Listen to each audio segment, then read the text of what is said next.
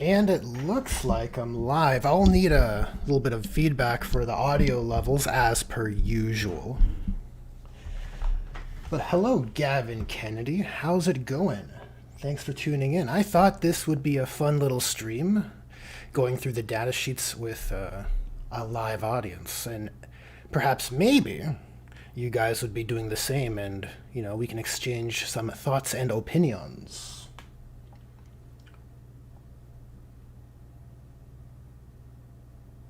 Hey, friendly neighborhood inquisitor, how's it going? What's up, brother Bastion?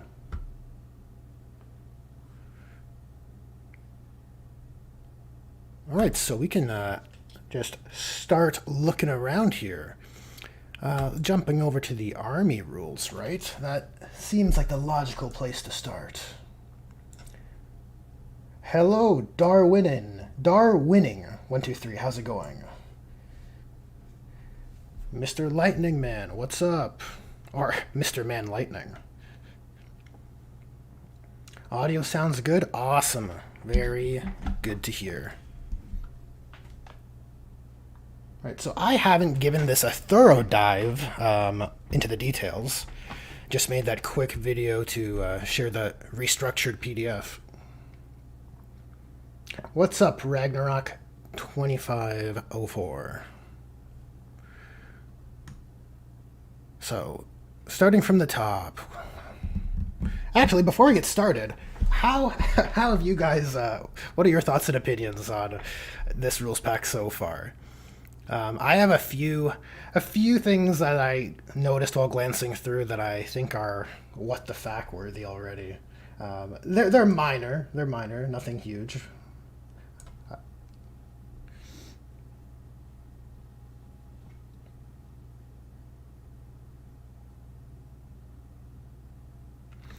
Will I do the same for the rest of the indexes? As for the NIDs, I probably will. I mean, fingers crossed GW can just bookmark it themselves. And hopefully the order isn't as bad as it was here. We'll have to see. But yeah, I don't mind doing them. It's a little fun. Get to glance over the rules.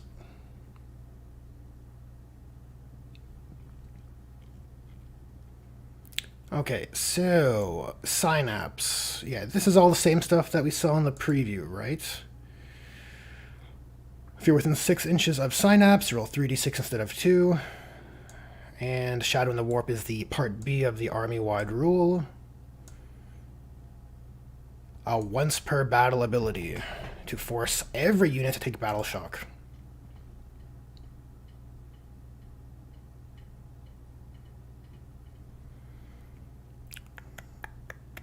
You know, like I'm kind of mixed on the Shadow in the Warp.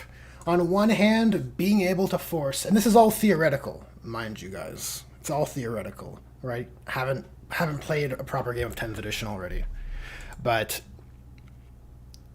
the ability to force battle shock before a unit has hit that below half strength level seems like a pretty good exception, in theory.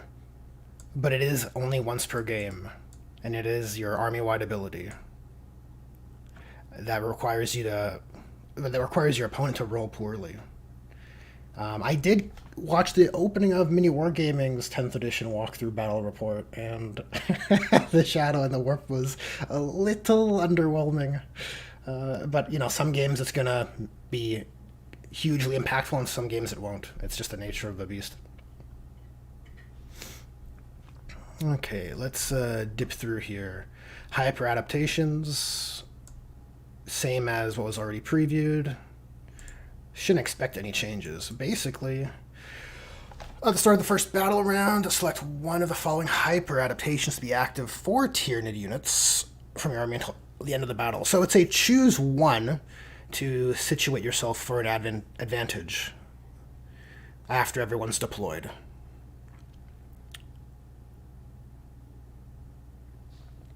Each time, yeah, so all units from your army either get sustained hits against infantry and swarm with swarming instincts. Hyper-aggression gives all units lethal hits when targeting monsters or vehicles, or precision precision when attacking a unit with a leader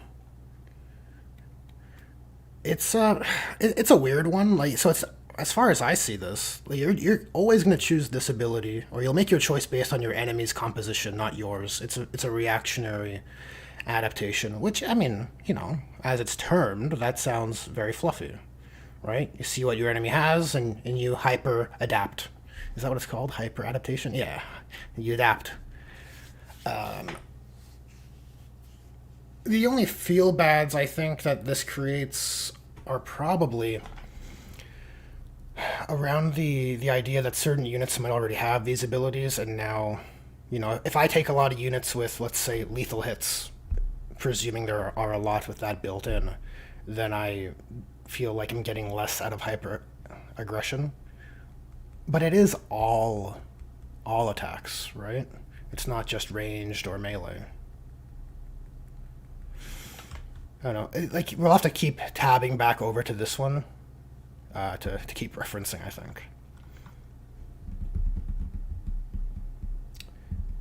Okay, stratagems. What do we have? Rapid regeneration. Your opponent's shooting phase or the fight phase after they select an attack. Yep, so it's a preemptive stratagem. 1 unit from your army. You get a Feel No Pain 6+, or if you're in Synapse, you get a 5+. So that's, well, it's different. Personally, I liked Rapid Regeneration to regenerate, but I it's a fine name for a defensive stratagem, I suppose.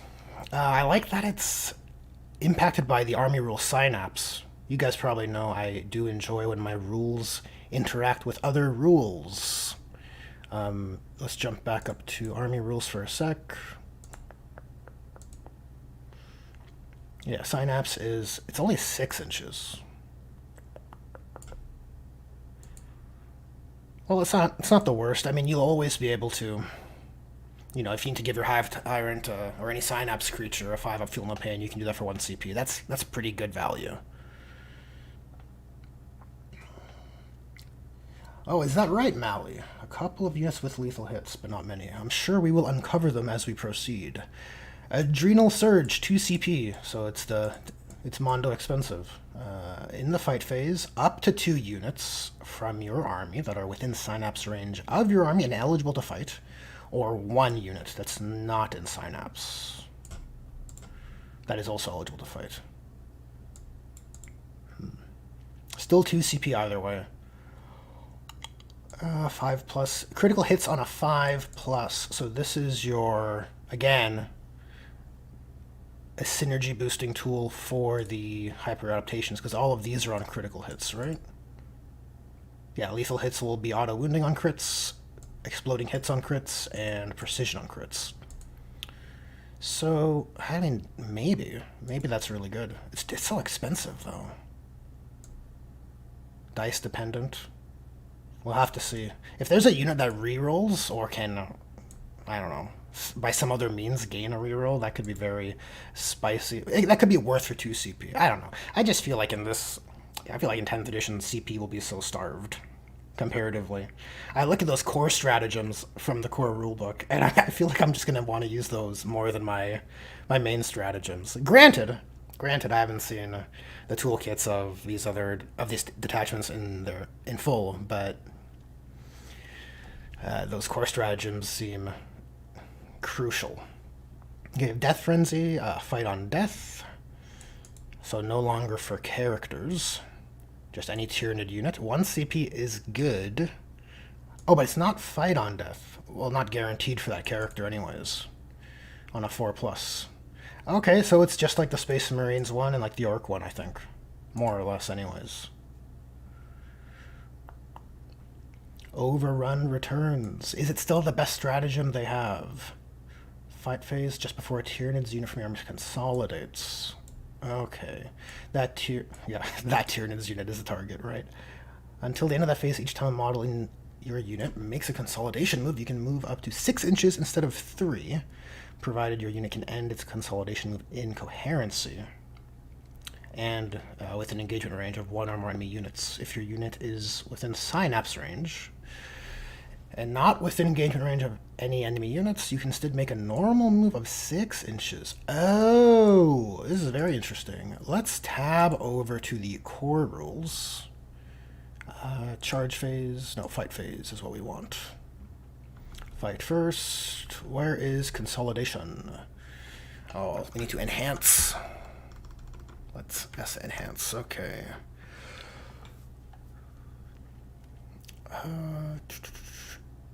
Okay, after it's finished making all of its attacks, it consolidates. Each time a unit consolidates, you can move each model in that unit that is not already in base-to-base contact with an enemy model up to 3 inches. This is a consolidation move. For consolidation to be possible, a unit must be able to end these moves within engagement range of 1 or more enemy units and in coherency. If these conditions cannot be met, then each model in the unit can instead make a consolidation move towards the closest objective marker. Okay, I remember hearing about this, right? But only if, after doing so, it is within range of that objective marker. Yeah, so consolidation is, well, and pile-in for that matter, is less easily to be gamed. But, where are we? Overrun does give you some play. So that actually might be a really good stratagem for 1 CP. It isn't a full-on normal move, it is only up to 6 inches, but normally, it seems like, yeah, you're only moving up to 3 inches with a normal consolidation. So to get an extra 3 inches of movement, and however you want, seems pretty good. Yeah, Caramel Apple, enhance. We have the technology. Okay. Okay, another page of stratagems. I thought, honestly, we'd only have 4 stratagems per detachment. Right? Now we're going to have 6. And, okay, Synaptic Insight for 1 command point. In your command phase, up to 2 Tyranid units from your army that are within Synapse, or 1 not inside of Synapse. I feel like this could be worded more clearly. Select 1 hyper adaptation. Okay, so you can give out, it's like combat doctrines. You can allow someone to tech into another one you didn't choose. Very interesting. It's all crit based though. I mean, it's better than nothing. You're shifting and hoping for crits. It's okay. I don't know. What do you guys think? Is that very exciting? I think Overrun's better, and maybe Rapid Regeneration also. 5 up, feel no pain. Adrenal Surge for 1, and then no, Adrenal Surge is 2. No, never mind. Endless Swarm, your command phase. Oh yeah, this is the one that was previewed. Regen models, working similarly with Synapse. I mean, for 1 CP to get two different units, you get a CP in your command phase. Maybe. You get D3 plus 3, so at least 4 guys. 4 Gants come back, 4 Hormagaunts come back. We have to see. Okay, enhancements. Enhancements, alien cunning. Oh yeah, what's the word on enhancements? Are they listed here in the core rules? Is it only for characters? Missions, where would they be? Strategic reserves, stratagems. Oh, we have to dehance. Terrain features, no.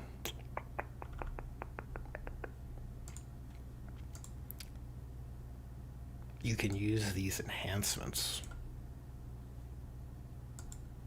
1 per character and max 3. Thank you, the mate. Thank you. 1 per character. Okay, so Alien Cunning does what it did before. I think back in, 8th edition, was it? When it would let you redeploy? Or was that the 9th edition version? I can't recall. That's good. That's first time every time. Take that and win deployment. That's a why would you not take it? Synaptic Linchpin, Tyranid model only. Tyranid's model only. They all say Tyranid's model only, but it's for a Tyranid's detachment. Why would it say that? Are some models not? Are some characters not Tyranids? We'll have to see. Synaptic Linchpin. Oh, you have a 9-inch Synapse range, okay. Perfectly adapted. Once per turn, you can reroll 1 hit, wound, damage, advance, or saving throw. Yeah, so free reroll on a beastie. Could be good. Could be good. You know, saves you that command reroll. And if you get these for free, you're picking one. No, you pick one per character up to 3. So you're always going to pick 3 out of 4. That's the paradigm, right? Every game you go to, every table, everyone's going to pick 3 of their 4 options, I suppose. Or however many they have. Adaptive Biology. Tyranid's model only. Oh, so you have a built-in Feel No Pain of 5+. And if the bearer has fewer than a starting number of wounds remaining until the end of the battle, it has a 4-up Feel No Pain. That's kind of interdusting. Yeah, so I feel like every game I play Tyranid's Invasion Fleet, I would pick Alien Cunning, Perfectly Adapted, and Adaptive Biology.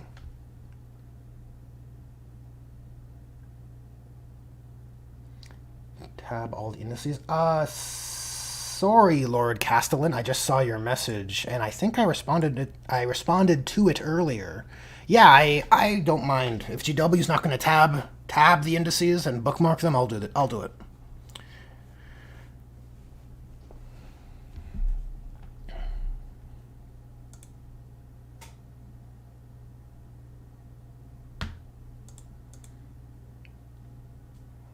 Yeah, the mate, exactly. Even if it heals at the start of any turn, if you've lost wounds, you have a 4-up Feel No Pain, then you could maybe heal it back up with, what was it, Rapid Regeneration, if you wanted to.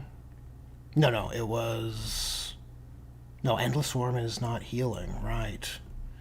Wait, so can you heal? Synaptic Insight, Overrun, Death Frenzy, no. I'm so conditioned for Rapid Regen to be the regain wounds.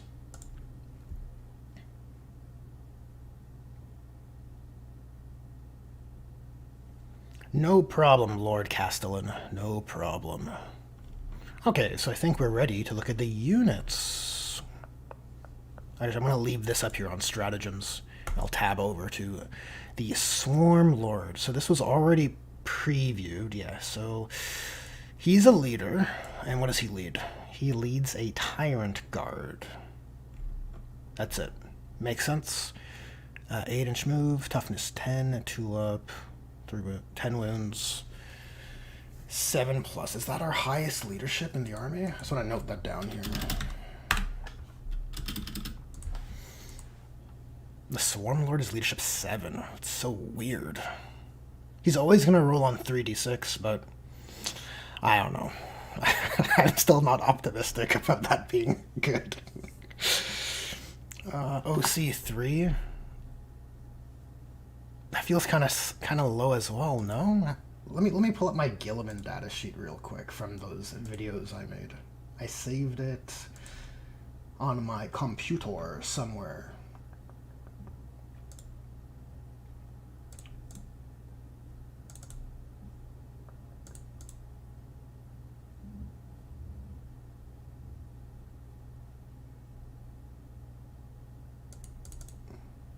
I have background music playing. I wonder if it's too loud for you guys. Actually, looking at OBS, it looks like it's not showing up at all. Which maybe is good or bad. I don't know. What happens if I raise it a bit? If it's unbearable, let me know. Okay, Gilliman's datasheet. If I just tab this over, it's going to screw up everything. Yeah, Gilliman's leadership. Oh, he's OC4, leadership 5+. 7 versus 3. It's okay. It's fine. He is a Primarch who likes to keep things organized. Is that right, the mate? 91% for the 7+ on 3 dice? That's pretty good. That's pretty good. You know, you can't complain about that. definitely does feel like Battle Shock is supposed to be an ever-present threat by the game's design. Okay, so Synaptic Pulse, the 18-inch, not a flamer. Oh no, it is a flamer, because Torrent. Yeah, Torrent auto hits. It's a Psychic 18-inch flamer. With, Strength 5, AP 1, 2 damage. That's D6 plus 3. It's not bad. Kill some Marines. That's good value. Bone Sabers Twin Linked. 8 attacks, re-rolling. That's pretty good. And then what are his abilities? Hive Commander, regain a CP. So flat CP generation, which seems to be rare compared to those Voxcaster type abilities that you have to roll for. Well, yeah, Darwinning, exactly. It's the... It'll happen. Battle Shock's a thing. Okay, Malign Presence once per battle. After Warlord uses a stratagem. Okay, after opponent uses a stratagem, if this Warlord is on the battlefield, you can use this ability. Increase that stratagem CP. Yeah, that's tremendously good. Just take their best strat. Even the core stratagems are really good. If you know someone likes to Overwatch with Flamers, Heroic Intervention, all that stuff. Really good. Domination of the Hive Mind. Oh, increase Synapse by 9 inches. Hey, do you guys know if those enhancements, or are they, can they go on named characters? Or are like epic heroes as they're termed or not?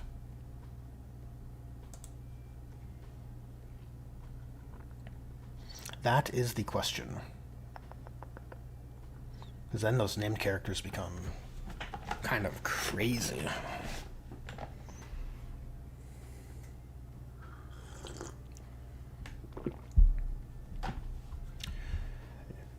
That's a nope, Brother Bastion, eh? Okay. Thank you for letting me know. Oh, this is so useful just to be able to ask you guys questions. It is, as they term it, a hive mind, right? Okay, Hive Tyrant. So, Swarmlord is the same stat line as what we're looking at here? Yes, looks like it. Also a leader, Synapse, Shadow in the Warp. And I'm assuming also Tyrant Guard, yep. So Heavy Venom Cannon, Strangle Thorn Cannon. Same range. So this is now flat. Oh, it's no longer flat attacks, it's D3. Kept flat. Oh, this is a pretty tasty profile.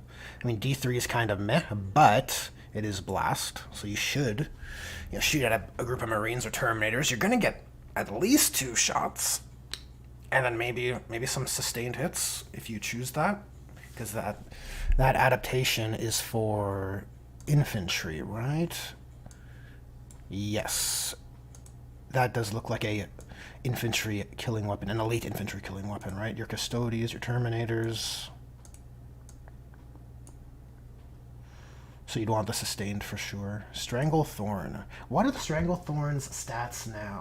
Let me take a quick look on the Wahapadaya.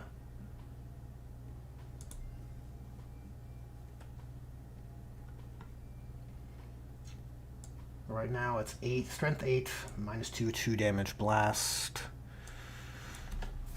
So still a 2 damage weapon, which is kind of a premium position to have, it seems. D6 +1 plus blast. That's fine. I think the Stranglethorn needs some sort of, I don't know, like a more creative kind of rule. It doesn't spark joy given what it's supposed to be doing. Okay, monstrous Bonesword and Lash Whip, twin linked.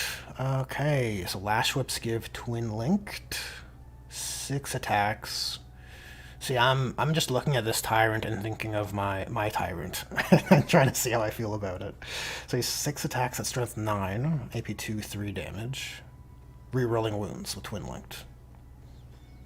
And 6 attacks, rerolling wounds? That's pretty good. I think... Yeah. AP2 doesn't leave me with a lot of confidence. Like, Marines are saving on 5s.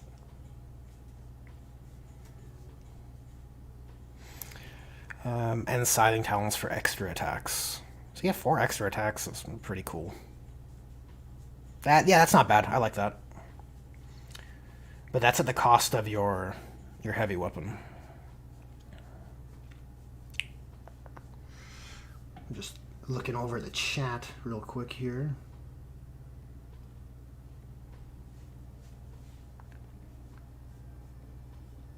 Yes, Mr. Lightning. It should have a pinning rule, or some, like a lighter version of it, or something. Yeah, that definitely speaks to the fluff more. Okay, so the Hive Tyrant's primary ability, Will of the Hive Mind. Once per turn, friendly Tyranids units within 12 inches can use a stratagem for 0 CP. Oh, just a unit within 12 inches. That's pretty good. Even if another unit from your army has been targeted with the stratagem this phase. I mean, it's not bad. So there's quite a... This seems to be a very common kind of rule. I mean, I don't know if I should take it to mean common, but I saw it on the Warhammer community site, right? Where was it? That stupid... That data sheet, that data card post they had. This one. Is this showing up on stream? Oh yeah, it is. Good. Yeah, this guy. This shit. We need to enhance. Oh, we can't enhance. Hold on. Okay. So the captain's rights of battle is effectively the same, but it's only for his unit. Where the Hive Tyrant, he gets to throw it out to anyone within 12, which is pretty cool. And he has the onslaught power. Nice. But what does it do? Tyranids. Oh, you gain assault. That's not as good as advance and charge, but whatever. It's baked in. You don't roll for it. It's fine. Assault will let you advance and shoot. Now I have to look at all the weapons and keep this in mind.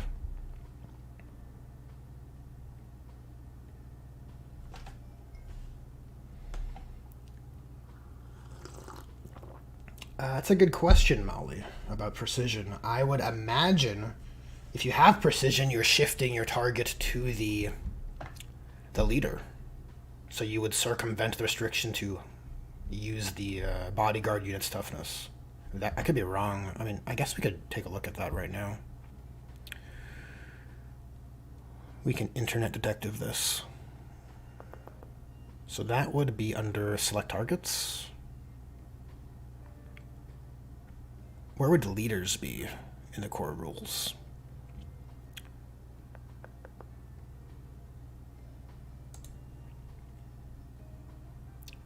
We have precision.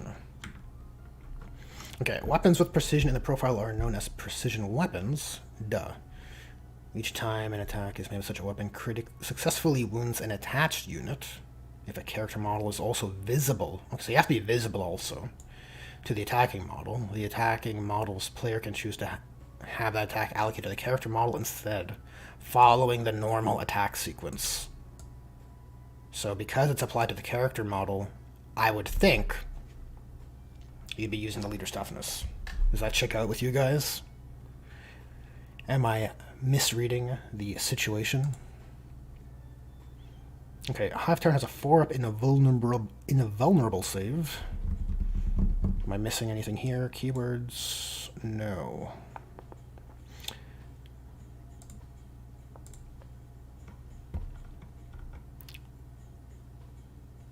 War gear options look just in line with how they've always been. Okay, Winged Hive Tyrant. Right, so T9, is that less? Oh, a little bit less tough because he's up in the air. 2-up save, 10 wounds, 7-3, 10-7-3. Yep. Okay, so just toughness and movement are a little weaker. I mean, I would assume if it's the same weapon listing, it's going to be the same profile. They would name it differently, I would hope, to indicate that it's different. He has Tyrant Talons instead. Oh, so he always has his Tyrant talent. Yeah, because he's got the winged configuration when being built. So the big differential is no leadership, or no leader ability. And he has Paroxysm. At the start of the fight phase, you can select one enemy within 12, invisible to this model. On a 1, so you have to roll for this one. D3 mortal wounds on a 1. On a 2+, subtract 1 from that unit's attacks characteristic. That's pretty good. It's at the start of the fight phase, so you never have to worry about getting it off.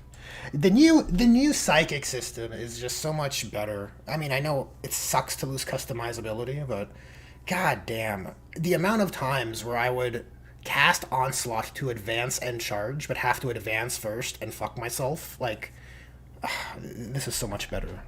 Just because that's no longer a possibility.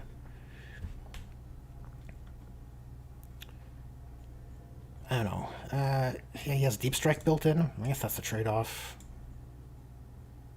Yeah, without the Overrun that he had from the 9th edition Codex and those powerful relics, he's not as daunting, for sure. Deep Strike, make a 9-inch charge.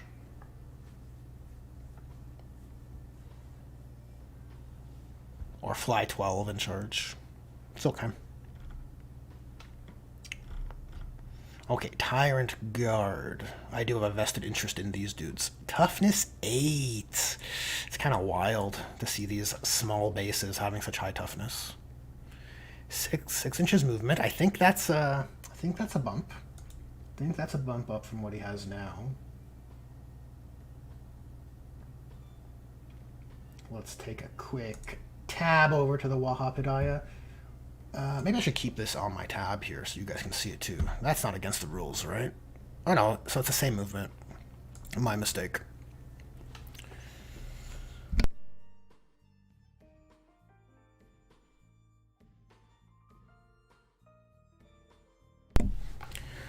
Alright, so 4 wounds, leadership 8. Okay, so twin-linked, Bone Cleaver and Lash Whip, and Rending Claws. So the Rending Claws are all baked in, which sparks less joy for me. I've always wanted those claws to give him some extra attacks for those extra arms, right? But I guess, you know, it's just a profile. Probably be cheaper because of it. So 3 attacks at 3. Yeah, I have a vested interest here because of this configuration is how I built mine. AP 5, -1, 2 damage. And it's fine. It's not extremely exciting, but Scything Talons 5, -1, 1, 5 attacks. The claws are weapon skill 4. Same attacks though. That's very interesting. Same attacks. Weapon skill 4.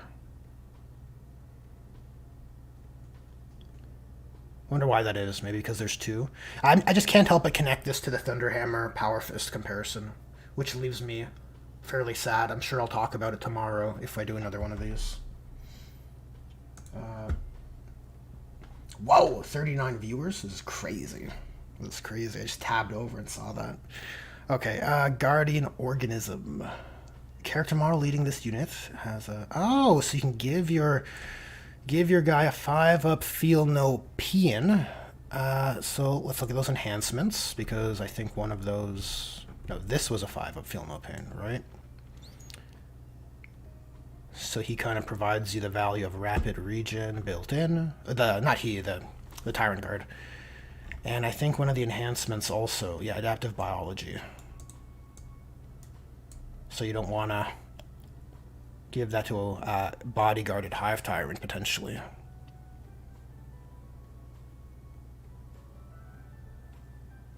Well, actually you do, because that's just for precision, right? Because only while they're alive to provide the feel no pain. It's literally just for precision, actually. Which isn't nothing. Precision seems to be fairly prominent.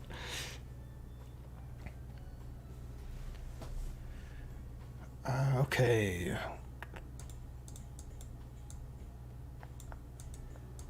Yeah, because they themselves don't have the feel no pain. Okay, whatever. They're toughness 8. They're 4 wounds. Not at 2 up. Are they a 2 up now?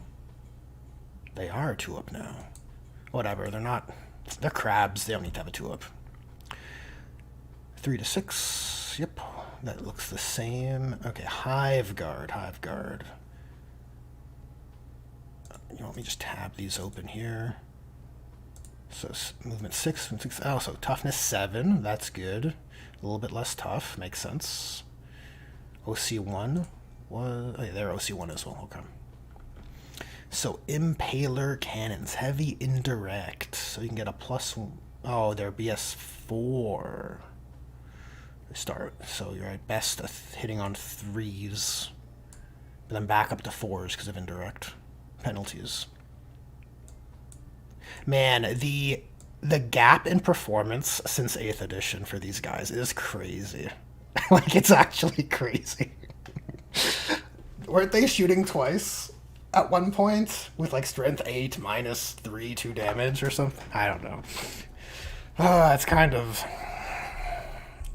They don't need to. I don't. Obviously, they're cool units, but. And they don't need to be broken, or they shouldn't be, anyways. But. I can't help but feel this is like big sad for people who like Impaler Cannons. Okay, Shock Cannon is anti-vehicle 2+. Yeah, 2 shots. Hitting on 3s. It's not bad. AP4, 3 damage. There's no mortal wound or devastating wound situation here either. So just hoping they fail their save with a -1 AP for, you know, like a Rhino has a 3-up save. It's actually not bad. Do you have 3 in a unit, or I guess up to 6? Yeah, that could pop something. Come out from strategic reserves, 24 inches, or even just from behind a ruin. Transports are going to come at you, so they. And I suspect transports will be much more desirable anyways. You got claws and teeth, so what is the ability? I guess that's the fun part, right? Each time you target you with the fire Overwatch stratagem, which is, I think, just 1 command point, while resolving the stratagem, hits are scored on modified hit rolls of 5 or 4 if on an objective. I don't know. I mean, it's not nothing, obviously. You get better Overwatch, 50% instead of the 13 or 16 that it would be from hitting on 6s only. I don't know. It's just, you know what? I can't help but feel like you think of a Hive Guard, these Tyrant Guard type bioforms. I almost feel like they should have some kind of interaction between the Hive Tyrant. Like if they shoot at something the Hive Tyrant can see, maybe they ignore indirect or something. I'm pretty sure actually we saw a ability interaction like that for the Death Guard, for the Lord of Virulence and the Plague Burst Crawlers, I think. Yeah, it just feels like, the Hive Guard should be not bodyguarding the Tyrant Guard, but should be killing things that would threaten the Hive Tyrant. I don't know. Whatever. It's not a winning data sheet, in my opinion, but it's not. Yeah, it's definitely not, actually. Shock Cannon's all right. I'll leave it at that. Okay. Broodlord. The Lord of the Brood.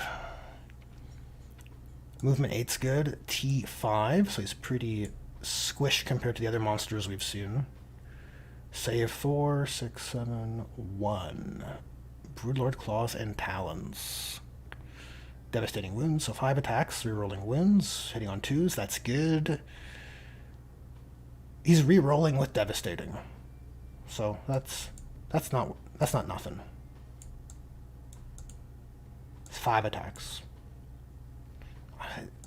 You have to kind of have to keep reminding myself that we need to readjust our frame for 10th edition. Because I'm pretty sure if we went to look him up on Wahapidaya, he would have this guy does fucking 10 attacks on the charge. Or probably. No, probably more like 7. Actually, now I'm curious. I'm probably way wrong.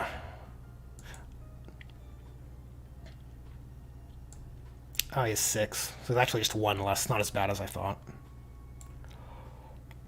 Okay. Vicious Insight. While he's leading a unit, models in that unit have devastating wounds. And I assume that's Genestealers, right? Yes. So then Genestealers gain devastating wounds. So do they have twin-linked normally? No, they don't. So you just have volume with devastating wounds, which isn't bad if you're a Genestealer guy. If you're a Genestealer sort of guy who likes to steal genes. Hypnotic Gaze. At the start of the fight phase, select one enemy unit within engagement range, subtract 1 from the roll. That's pretty good. That is pretty good. It needs to be within engagement range, which means you need to heroic intervene or be the target of a charge to take advantage of that. And heroic intervention is a stratagem. Characters can't do it for free, so it does force you to use up a utility you might want elsewhere. They have rerolls normally, though. Is that right, the mate? Who has rerolls normally? Genestealers? Yes, they do. You are correct. So, okay. Yeah, they would take good advantage of that. That feels synergistic in nature. I like it. Invulnerable save. Because of the magic force fields that Broodlords have, of course.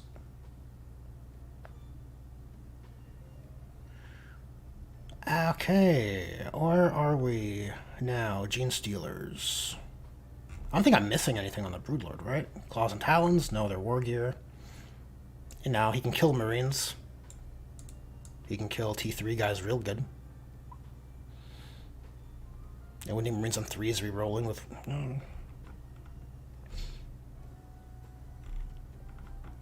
Yeah, giving Genestealers devastating wounds is good. What's the squad size for Genestealers? 5 to 10. So wondering how many mortal wounds he can... if he can turn into a mortal wound generator with this. Actually, was there a enhancement that... No.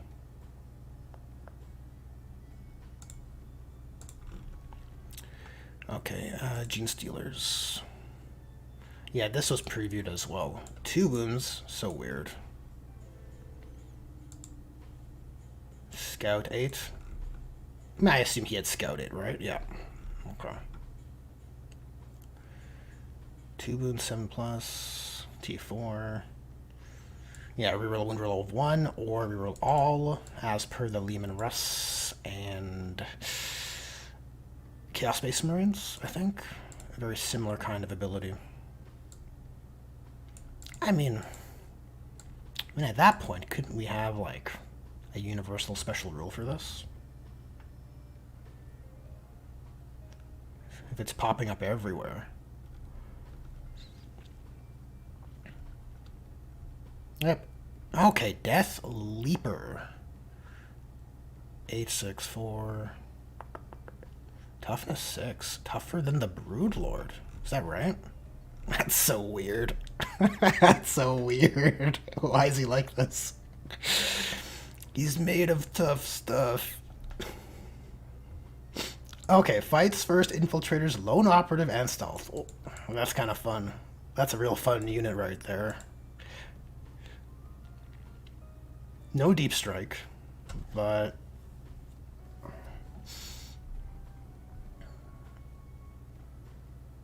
yeah, it's pretty good. Fights first is big. If anyone dares to charge him. Precision. Oh, that's awesome. So he can really live the dream.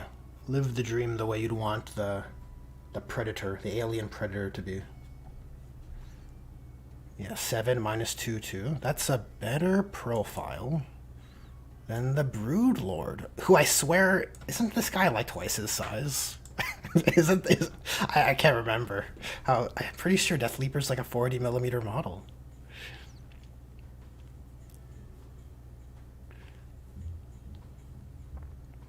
So each time he destroys a model, he gains 1 CP, so that's pretty good. Hey, here's a question for you guys. What's the word on CP regen caps? Or CP gaining caps, I guess. Is it still limited to once per round? Or has the cap been kind of opened up there?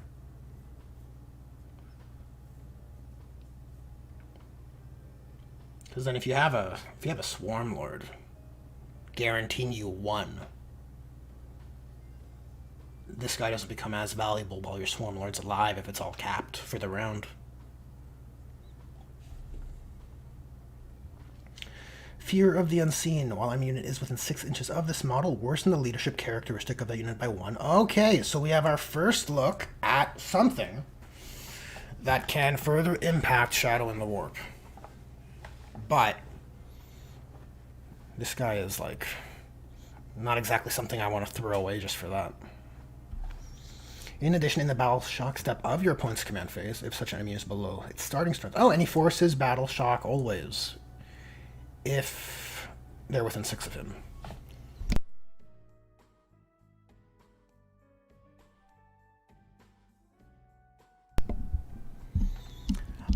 Thank you for the reply, the mate, on that CP inquiry question I had. Yeah, Lord Castellan, exactly, unless a special rule says otherwise. So you can, under normal circumstances, without any super special exceptions, gain 2 command points a turn. Wait, a round. No, you get 1 in each player's command phase, and then... So at most 3 per round.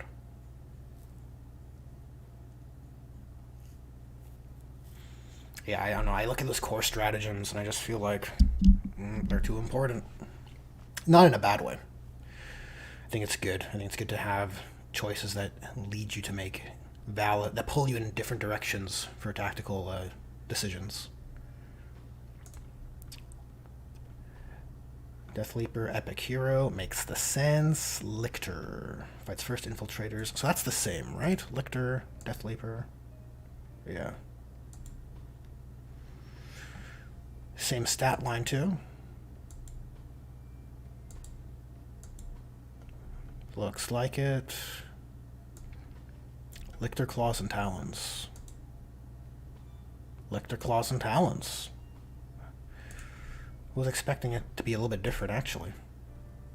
Yeah, Feeder Tendrils and Pheromone Trail.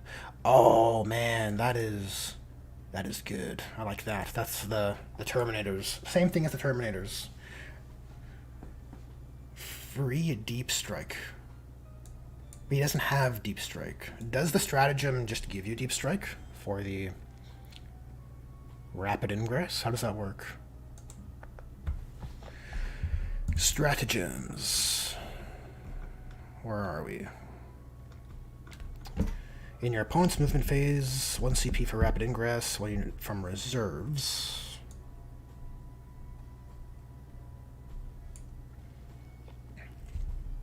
Yeah, so he doesn't have his own deep strike, so he has to flanken from the strategic reserves.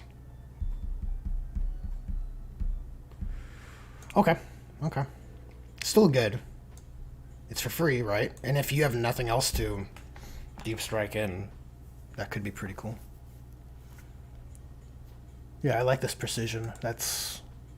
I can't help but, you know, knowing my opponent has a Lictor, if I'm playing any army with a leader, any army with a unit that has a leader in there, I just feel so much more apprehensive around this this possibility. That's fun. Von Ryan's Leapers. The baby Lictors. Leapers evolve into Lictors. Okay. Movement 10, so they're quicker, swifter, less tough.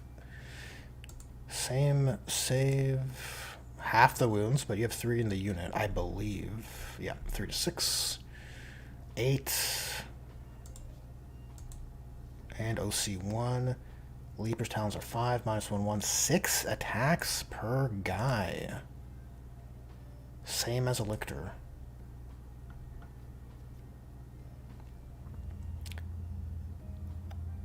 And hitting on 3s, it's not bad. Not bad. Fights first. They have fights first also. All the Lictor family has fights first. And they can infiltrate and have stealth, but not lone operative. Yeah, that makes sense. They're a squad. Pouncing Leap. Oh, I think this is very good. Pouncing Leap. You can target this unit with the Heroic Intervention stratagem for 0 CP, and you can do so even if you already use the stratagem on a different unit this phase. So conceivably, if I have 3 units of Von Ryan's Leapers, and my opponent charges units within, what's the range for Heroic Intervention? 6? Yeah. And these guys are just standing by to counterpunch in. They could all heroically intervene, right? Because it's for 0 CP. I don't have to pay the CP for all of them, or any of them, right?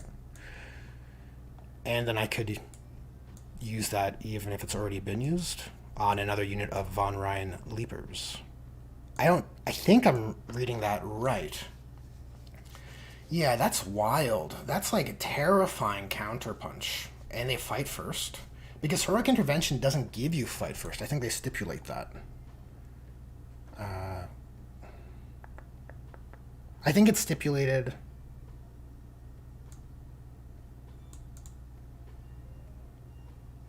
Oh yeah, it does not receive any charge bonus this turn. And the charge bonus, I believe, is fights first. I'm pretty sure that's correct. So they would all fight first and heroically intervene. That's awesome. I mean, they're only T5 with 3 wounds, so they could be shot. But I mean, that's why you set up your synergy buffs and your positioning with terrain and all of that. Very cool. And they're infantry, right? Okay.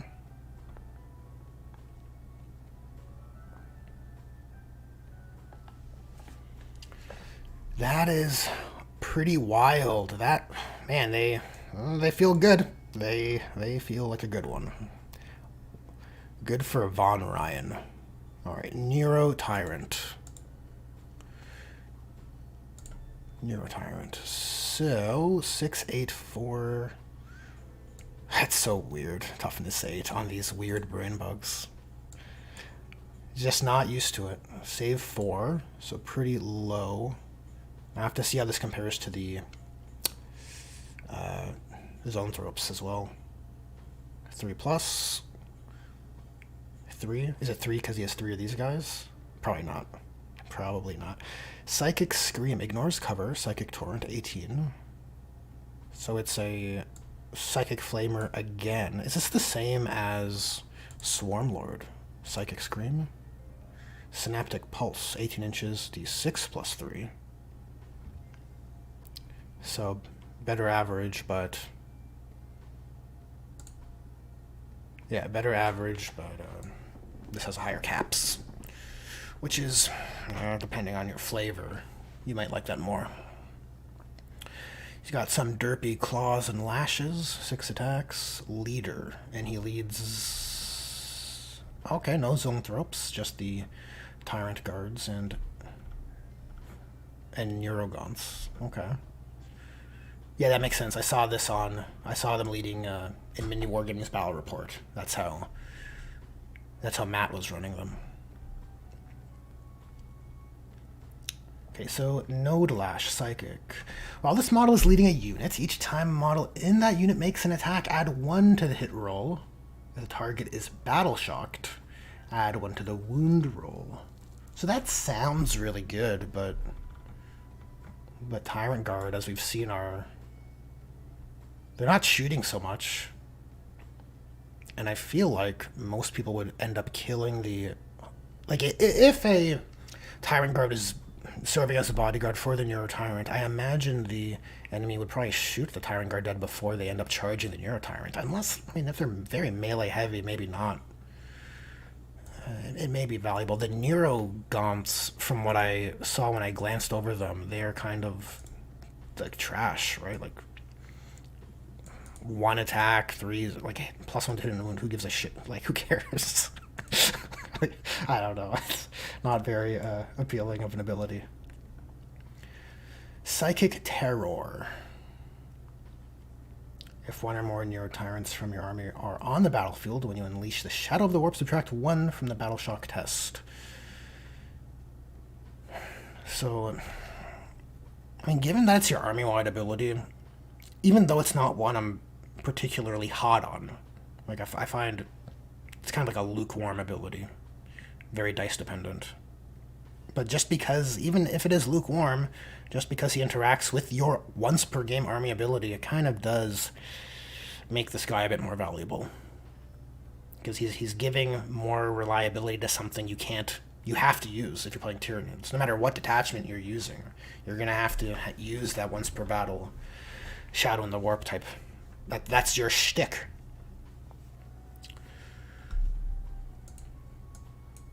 And Synaptic Relays in your command phase, you can select 2 friendly Tyranid units within 12 inches of this model's unit, and until the start of your next command phase, the selected units are always considered to be in range of Synapse. So until the start of your next command phase.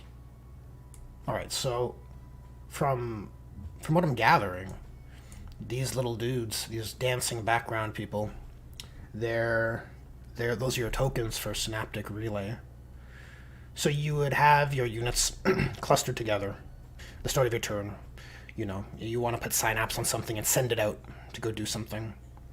You do this, and then if that unit survives until your next command phase, then you lose Synapse. But Battle Shock is at the end of your command phase, right? So is it just for stratagem utility? Let's just double check that first.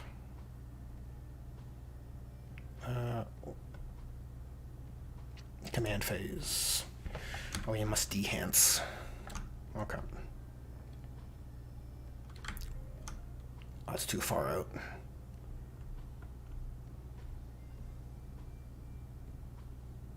Oh my god. What's happening? Yeah, so command, then Battle Shock. So you're gonna lose your Synapse before Battle Shock, and Synapse gives you your reliability for Battle Shock, which kind of feels bad. So it must be for stratagem purposes, because you got some abilities that are dependent on stratagems. That's as far as I could read it. Odd. I mean, it's not odd. It's the design space that it affords.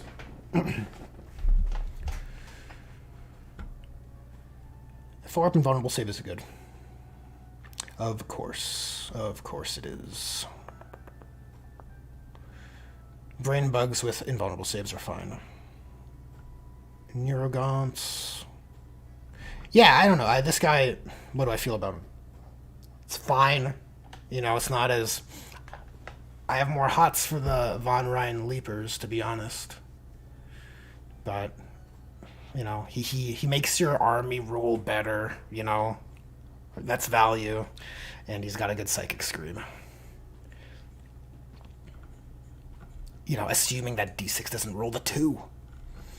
Jeez, we've all rolled perils. You know it's possible. You know what's going to happen every time. Every time. Okay, Neurogaunts. I think this was leaked, wasn't it, this data sheet? Neurocytes. You gain Synapse if you're in Synapse, so you can spread it out. You can tether out your Synapse, and it'll serve to protect your Neurotyrant. Yeah, a bunch of weak goobers. And they're cool models, though. You get up to 20. And the node beasts, 1 to 2 node beasts. And only if you have all 20. But what do the node beasts do? Seems like nothing. Zoanthropes. Alright, so this is a... Before I even look at the data sheet, this is something I noticed while I set up the reformatted PDF, where I was very perturbed, to say the least. The Neurothrope being lumped in here is a big bummer, and it's the same situation with the warriors as well. Once we get to them, You see, because you make a new edition and you come up with this really cool system. I mean, you didn't come up with it; it existed before, but it is admittedly a cool system, and I think it's better. This idea that you can have a leader and put the leader in a unit. It gives some pretty cool narrative flair, but also I think it's just better for gameplay. You don't have situations where you advance your screening unit now, and then your leader doesn't advance as far, and now he's out of lookout, sir. Like, none of that's an issue anymore. So I think it's just better for play. But you give this system to everybody, and then you take away your characters. You take away the leaders that you would naturally want to use with that system. And like the Neurothrope, his ability's been worked in here with his Spirit Leech, but the Warrior Prime is... I have a bit more of a scathing feeling towards that, because, as you'll see, the stupid Winged Warrior gets to be a leader. Excuse me, he gets to be a leader. But we're not there yet. But this issue is somewhat related. 5 T5, 5 save. I think that's the same as he is now with 3 wounds. Okay, Warp Blast, yes, is the obvious psychic power that he should have. And it's basically a 24-inch last cannon, which is pretty cool. Lethal hits built in, so you're not going to want to get any value. You're not going to get any value from hyper aggression. Excuse me. Yeah, so... But he would actually... It's only for vehicles and monsters, so he would get lethal hits versus any target. But I mean, generally you want to shoot this at vehicles and monsters, right? Strength 12 is sort of the new Strength 8. I don't know if that's a hot take. Claws and teeth or whatever. Shadow and Warp Synapse are built in, of course. Spirit Leech. So if an enemy unit within 6 inches of this unit with a Neurothrope, each time that enemy unit fails a battle shock test, it suffers D3 mortal wounds and regains, and one model regains up to D3 lost wounds. You only have 3 wounds. So it's fine, you know. It's like a freebie.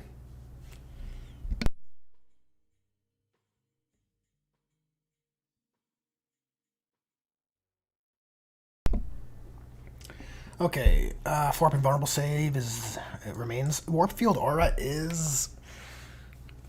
that's very good. I mean, for one, it keeps the Psychic Imperative alive, but not nearly as egregious. Giving your army a 4-up, 5-up, 4-up or 5-up in Vulnerable save is bonkers, at least now. It's just units within 6 inches, and it's only a 6-up in Vulnerable save. Which is good for some of, like, you know, your armor save 5 guys and 4 guys. Still probably going to be a staple, just because you have a unit that gives you an invulnerable save to whatever. Which isn't bad. Zoanthropes are a cool signature thematic unit.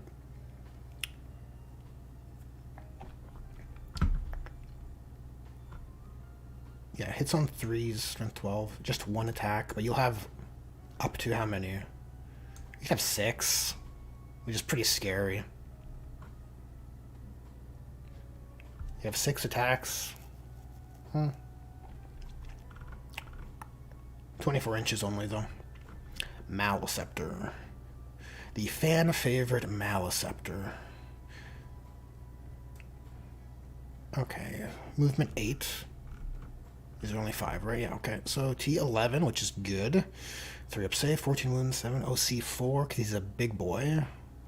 Ranged weapon. Psychic Overload is a blast. And Psychic, obviously. 18 inches, D6 plus 3. I like that. 3, 10, -2, 3. This is quite good.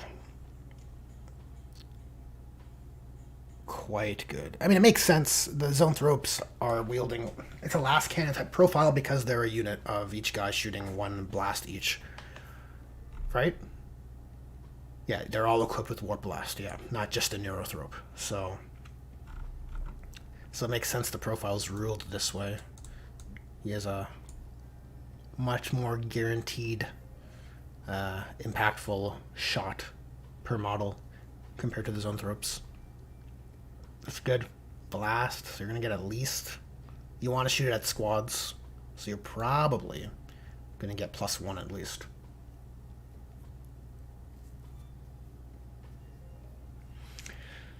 Yep, that's pretty good. Melee weapons. He's got the, I think, similar attack differential he has now. 3 and 6. I mean, if it didn't change, that's probably a win.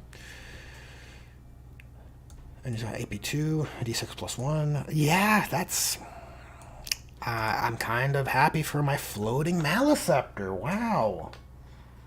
Already. Not even looking at his abilities. It just feels way more impactful. You're not tied up by using your... You don't have to use your ability and give up your psychic utility. Because this used to be an action, which, by the way, thank God those are gone. Okay, so while enemy unit is within 6 inches of this model, so still a close range affecting ability. -1 to hit. And from the wound. Wow. That's very good. Well, Maleceptor's I mean, he's a badass model. The biggest brain bug there is. Eldritch Horror. Awesome. Awesome. Yeah, 4-up invulnerable save. That's tremendous. You're gonna want Mac. You're gonna want to take 3 of those, probably. That's pretty good. Okay. Yeah, see, the most powerful Tyranid psyker analogs yet known. How about that? The winged Tyranid Prime. Fuck this guy. Yeah, I say fuck this guy because the Warrior Prime doesn't get to be a leader. It's very frustrating. So, movement 12, which is good. T5, 4, 6. 6 wounds is pretty hefty. I wonder what size his base is. He looks like such a big model from the photo. They should have had base sizes on these cards. Anyways, Prime Talons are 6 attacks, 6 -2, 2. So comparable to the Broodlord, Deep Strike leader. And he leads Gargoyles, Warriors with melee bioweapons. Yeah, right. Okay, so there doesn't seem to be any changes from the Leviathan datasheets they released. Which means that stupid lieutenant that looks really cool is a weird goober for narrative purposes. I'm very curious. I know this is a Tyranid stream, but I'm very curious about Phobos characters. Okay, Alpha Warrior. That's the ability I think Tyranid Primes have currently. Which only this guy gets to have. Gives the unit sustained hits 1, which is a pretty cool, follow through from the Synaptic Imperative they gave in 9th edition. Very cool. And Death Blow. On a 4-up, he can fight. If he hasn't yet fought that phase, right?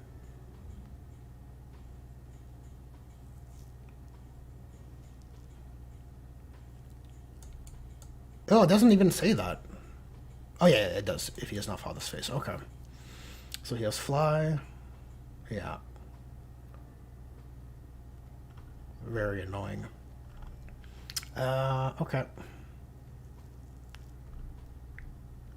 Very. Yeah, so, yeah, the big gripe is the normal Tyranid Prime that used to be a cool character who got to be a leader, a character, buffing his units are now just part of his normal warrior. Doesn't really do anything for his unit. Which is, it's Mondo lame. I don't know how you guys feel about it. It definitely bums me out. And I honestly don't think it's because the Winged Tyranid Prime is new and they want to push what's new. I honestly think they just looked at how products are sold and configured the units as such. This guy is sold individually, so he's a character. The Tyranid Primes in the Warrior's kit come in a unit of 3. So he's not a leader. Which sucks, because he used to be a leader. I don't know. Does not spark joy. So Warriors with ranged bioweapons. So I did take a note of the Warriors when I did the the reconfigured PDF, and the abilities are good. You know, I like that there is, in terms of, there's always a risk for 10th edition datasheets to have things be homogenized, as we've seen, right? Certain units, certain weapons, the combi weapon, famously, right? It's the big, like, what the fuck profile is this? The cost of narrative for ease of play, I suppose, or ease of points management. And the Tyranid Warriors weapon symbiotes are all intact, which is really cool. Like, all the ranged weapons, anyways. But the melee weapons are all just homogenized into bioweapons, which I get it. It's easier, right? But, you know, when I think of Scything Talons and Rending Claws, it seems to me like, yeah, obviously, fine. Homogenize those things. But, and I'll be honest, look, I have a bias for bone swords, obviously. But a bone sword in lore is very different from a Scything Talon. A bone sword is, I believe, the only melee weapon symbiote. So it's different in nature than Scything Talons and Rending Claws. At least more so, right?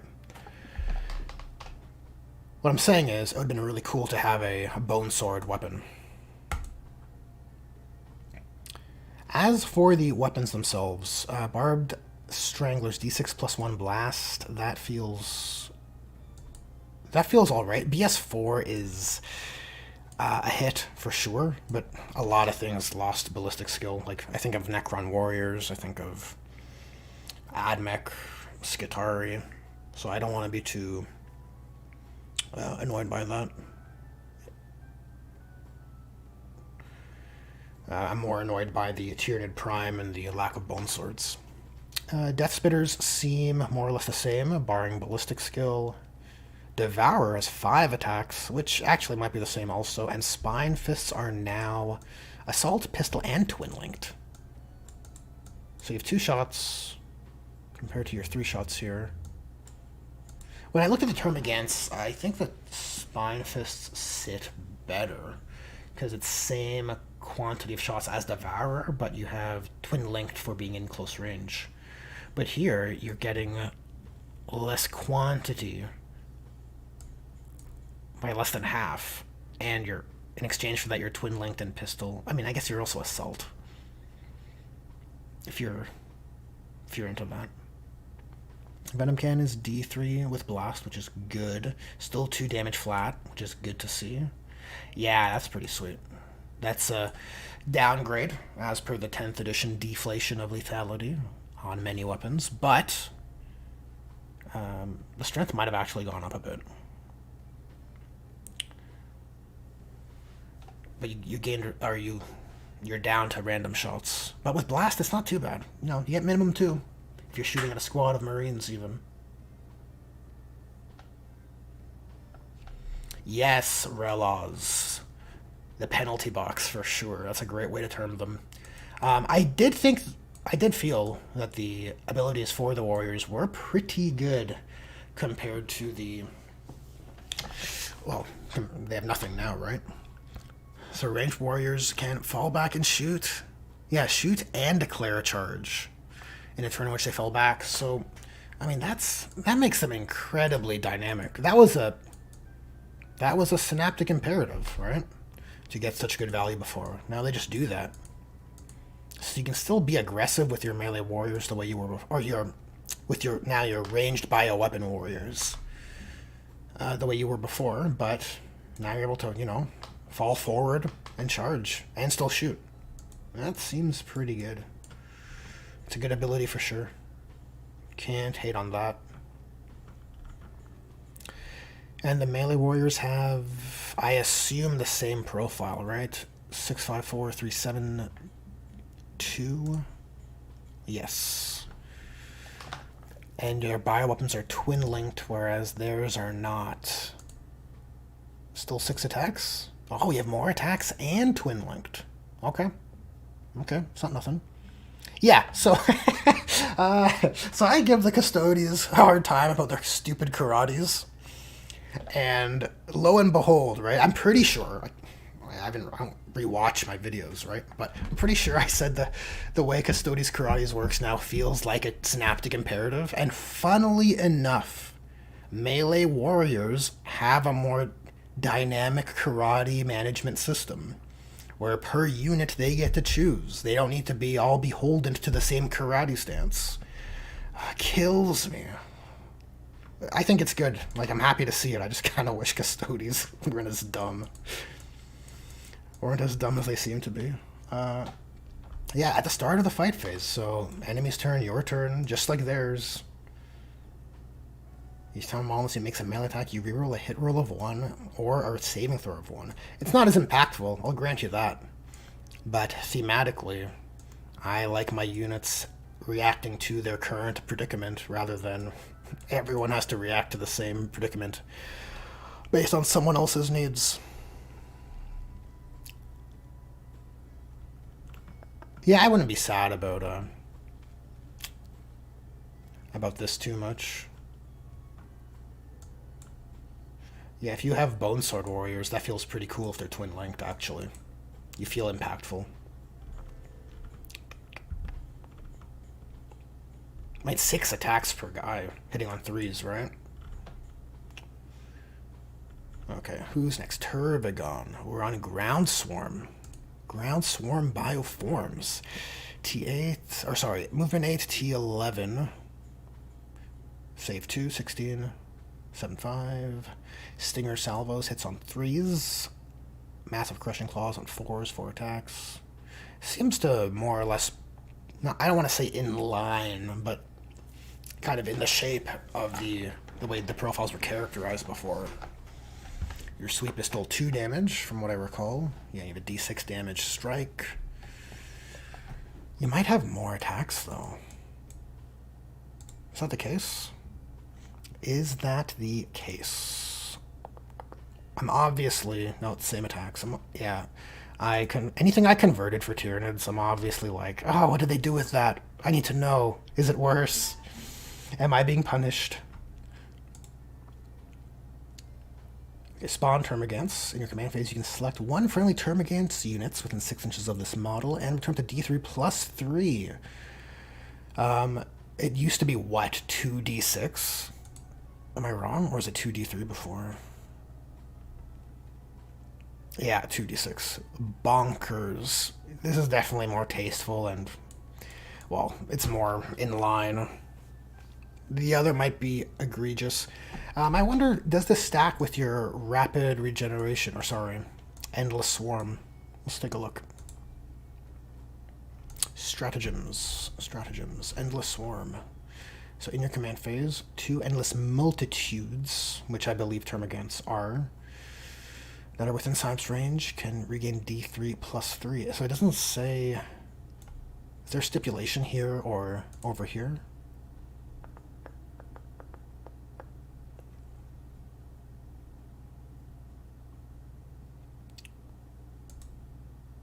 Yeah, so the same unit can be selected, it can be healed by multiple Tervigons, which is fair enough, but I think you could do D3 plus 3 and then again D3 plus 3 with the stratagem if you really wanted to. I don't spot that wording for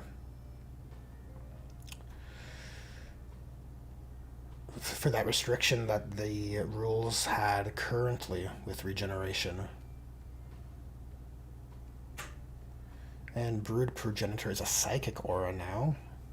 Oh, you gain lethal hits for your Termagants. Well, you know what's a win is you can re-heal, or I guess spawn, any type of Termagant. Because I think before it used to be only flesh borers.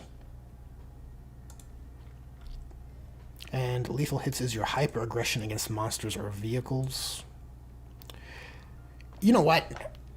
As I'm going through this, I don't think these are as like they are very specific. You know, your whole army gets lethal hits from hyperaggression against monsters or vehicles. But you know, if there's some overlap, you still get value even if you choose hyperaggression. Having lethal hits, you know, versus infantry or whatever else. So it's not terrible. Um,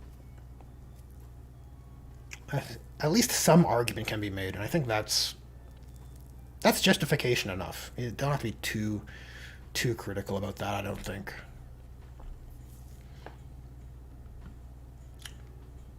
Yeah, Stinger salvos. Yeah, it's all pretty standard Termagants.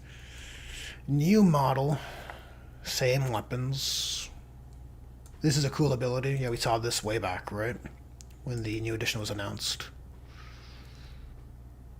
Once per turn, enemy unit. Yeah, you move d6 inches if you're within 9. If you move within 9. And if it ends in advance, normal or fallback.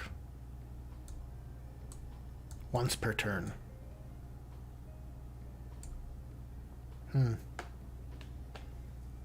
Yeah, it just creates... I mean, it's inconsistent, which I guess limits its power, right? Because you could easily just roll the 1. And then you're like, fuck me, I have to move 20 models now 1 inch. But that does keep its power in check, because gaining free movement to just follow someone who's trying to run away or move towards objectives could be pretty wild. You know, make a heroic intervention suddenly way easier, or possible even, where it otherwise wouldn't be. It could be big. Movement's always big. Fleshborer is assault, so are the Termagant Spine Fists. Yeah, so the Spine Fists have 2 attacks, same as the Termagant Devourer. It's fine. I mean, actually, the Devourer feels kind of underwhelming compared to the Spine Fists now. Doesn't exactly spark joy. I feel similar about the Barb Strangler. There needs to be some kind of mechanic or to kind of differentiate the fluff of the Devourer, I feel. It's a very alien weapon. You're shooting a wad of worms at someone, you know?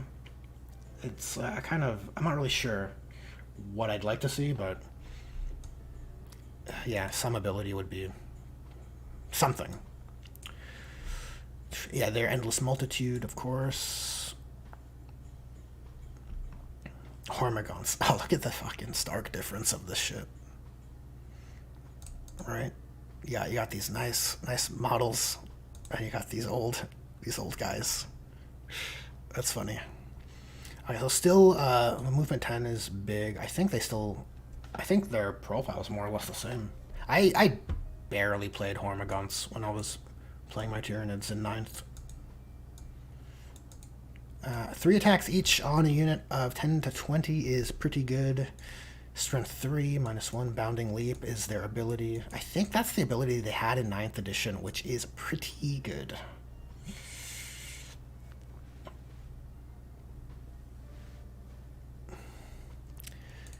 But, you know, it's just volume, right? Each guy's 3 attacks, hitting on 4s with Strength 3.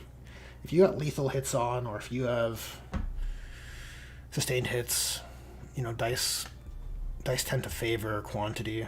And besides, I think if you have something fast and soft, a T3, 5-up save, advance and charge, they're just a tagger, right? They're a unit you want to throw out there and just touch something.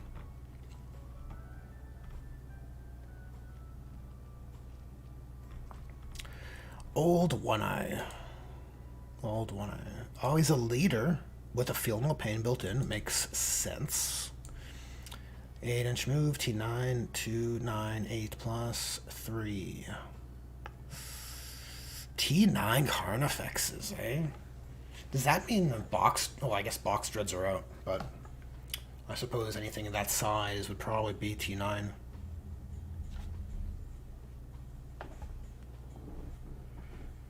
Hormagaunts being like that has you being a Reaver believer, eh, Darwining? I don't know, when I saw the Hounds of Mordkai datasheet, it gave me hope that Reavers might be decent. I'm just hoping they can be a cool kill squad. That's the dream for Reavers. Okay, Old One-Eye. Okay, so he has his claws and talons. I think the profile is in the image that he was in 9th. Your sweep is more attacks, 6 -1/1, good for chaff. D6+1. He hits on 3s either way. So that's a fairly reliable Crab Claw. Because I think every other Crab Claw we've seen, on the Tervigon anyways, I think that was 4+. Alpha Leader. While he's leading, if that unit makes an attack, you can reroll the hit roll. Very good. Very good. So Carnifexes then, I'm going to jump ahead here. Carnifexes are, oh god, yeah. I have some thoughts about the Carnifex. So they're a unit of 1 to 2. So then he can lead them, and they don't split, right? I don't see anything about that. So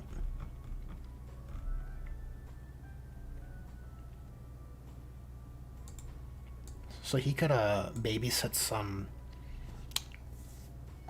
DACA Carnifexes to give them hit rerolls while he trundles up, which isn't terrible. And he's got each player command phase healing. Nice! I do like that a lot. That's a design space I kind of love to see being used more. Both players command phase for these kinds of, special cases. Hyper regeneration. 5 up, feel no pain, a T9, and regenerating D3 in each player's command phase isn't bad.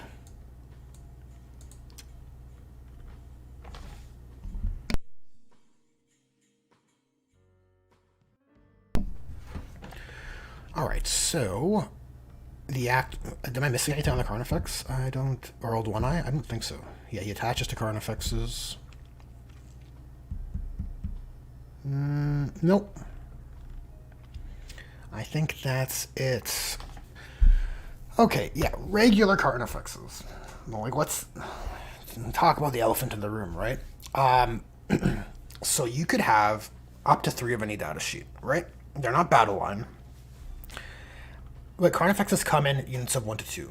That means, I think before they were units of 3, 1 to 3 rather. I think. So let's double check that before I speak incorrectly. Yeah, they used to be 1 to 3. So that means you're only going to have max 6 Carnifexes on the table, which, whatever, that sounds like a lot, right? But, sometimes people want to live the dream and play the Carnifex Dream Team led by Old One Eye.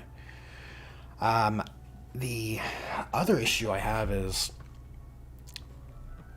the Carnifex is a kit that's like ripe for options in terms of carapace plates, tails, heads. And honestly, I don't care about the tail. Or even the carapace is okay, right? You have the spore shrouds, which are pretty cool. Spine banks, which are pretty cool. Which it seems like you can still give them. But from what I gather here, there's no accounting for the different head options. Yeah, any number of models can have spine banks or bioplasma.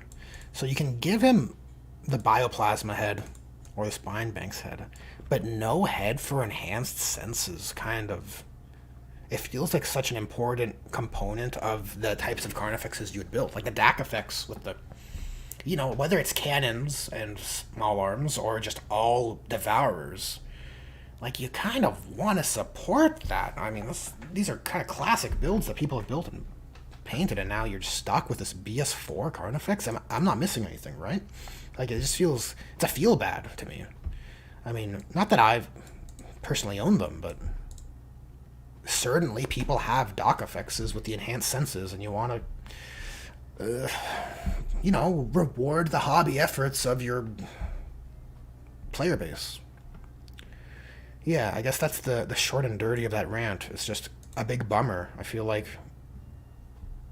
Carnifexes lose out. I mean, one squad can be buffed with Old One Eye, rerolling all hits, right? Each time Emma makes an attack, not melee.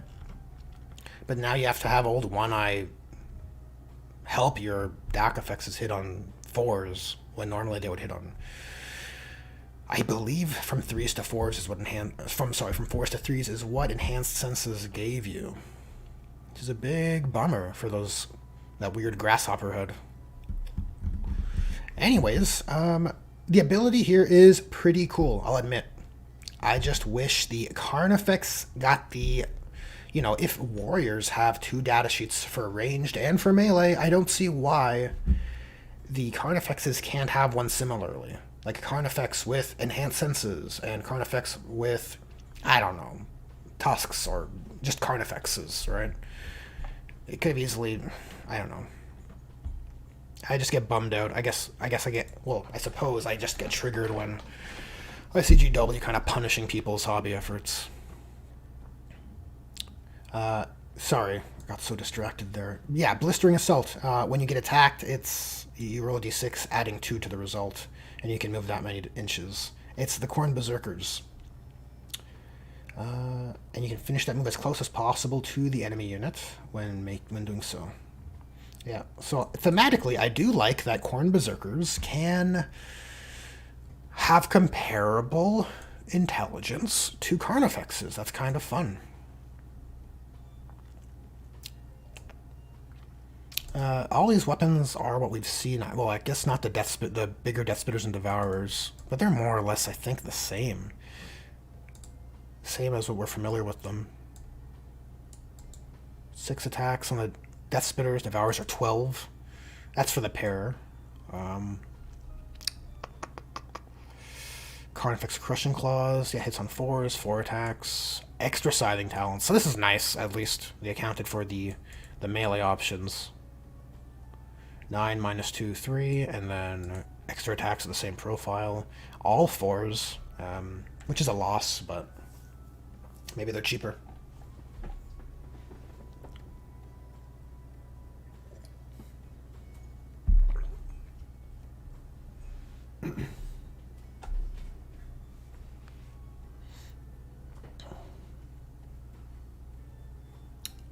Well, I see what you're saying, Rellaws, but like, yeah, their stated goal is less datasheet spam. So let's say that's the case. So then how come we have 2 units of warriors now? You know what I mean? It feels weird because we had Screamer Killers, Carnifexes, and Thornbacks, I think. So now we have 1 less because of it, and I don't know. I guess I'm always going to be more pro rewarding hobby efforts than punishing them.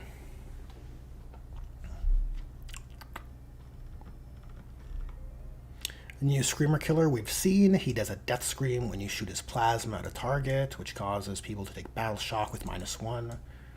So it's an additional Bioshock test with -1. It's not going to be usable to help your shadow in the warp.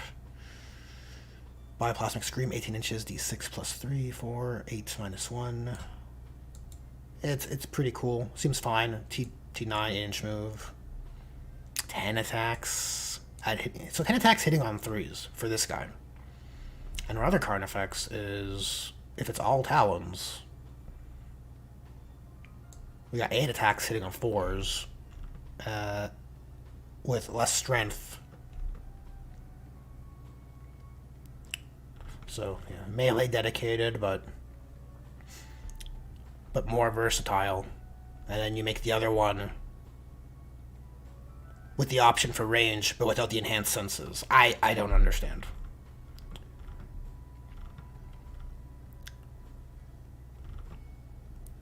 Okay, artillery organisms.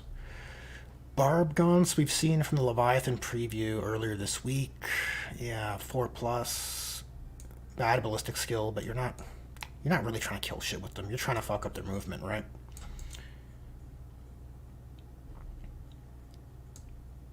You're trying to just cause them to have like -6 from an advancing in charge.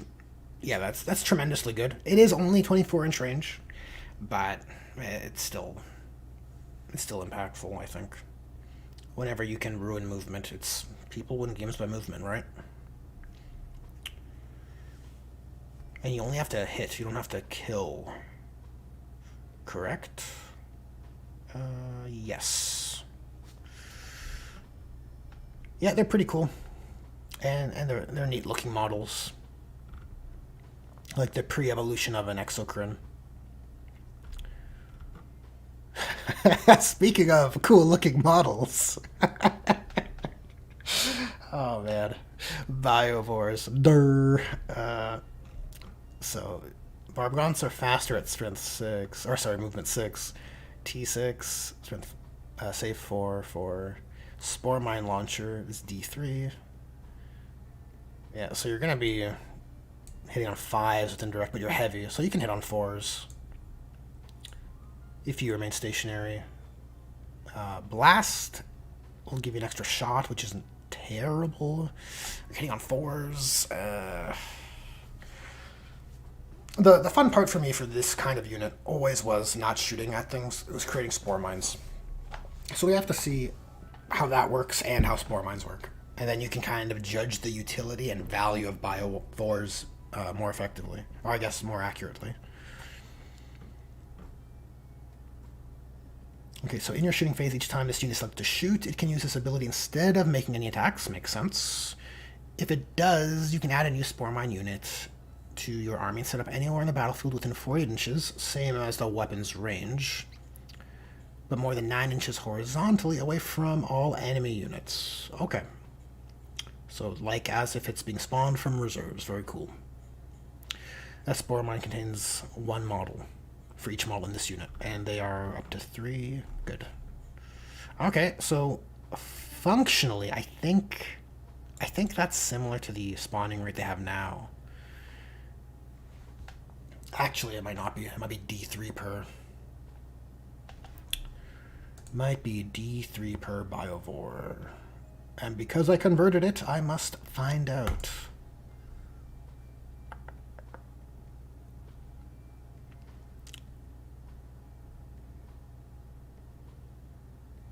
Oh, set up a new friendly spore mines unit on the battlefield.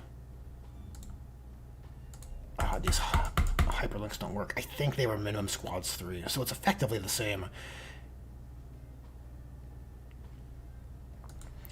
It's effectively the same, but you need to keep account of how many Pyrovores you have, because it's no longer in action. Okay, we'll come back to the Pyrovore assessment after we see some spore mines. Exocrine. 8-inch move, T10. That's fine. No, better than he is now. Save 3, 14 and 14 movement or weapon wounds rather. OC 4 because he's big. Bioplasma cannon. Blast heavy is good. Oh, that's really good. I'm not crazy. That's a tasty profile. BS3 with blast, so he hits on 2s if he's stationary. D6 plus 3, so always 4 to 10 shots. Plus 1 if you're shooting at a squad of 5. Yeah, 8 minus 3, 3. That's well, it's a good one, I think. You know, points depending. I guess, you know, that's the caveat for everything, points depending. But for what it's worth, that's I wish the Rupture Cannon was like that. It makes me so sad. Okay, and symbiotic targeting. In your shooting phase, after this model has shot, select one enemy unit hit by one or more of those attacks. Oh, yeah, that's a win. That's really good. No mention of him having to be in Synapse or anything. You shoot at something and everything else can reroll hit rolls of 1.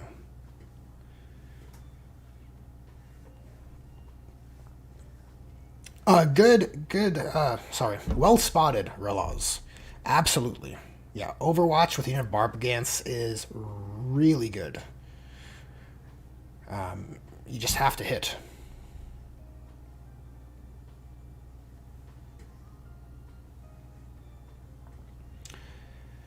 Hey Travis, I see your question. At first, I believe spore mines were free, and then at some point in GW's facts or data slates, they made spore mines cost points, I think. So I think right now, the spore mines do cost reinforcement points. I would double check. Don't just take my word for it.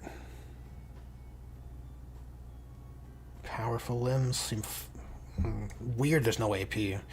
Whenever you have like no AP and really high strength, it always weirds me out. Yeah, this is... I look at this very fondly. Man. Tyrannofex. Yeah, look at this. Look at this fucking thing. It's 2d6. I know it's real. Look, it's really good, right? Strength 18, -4.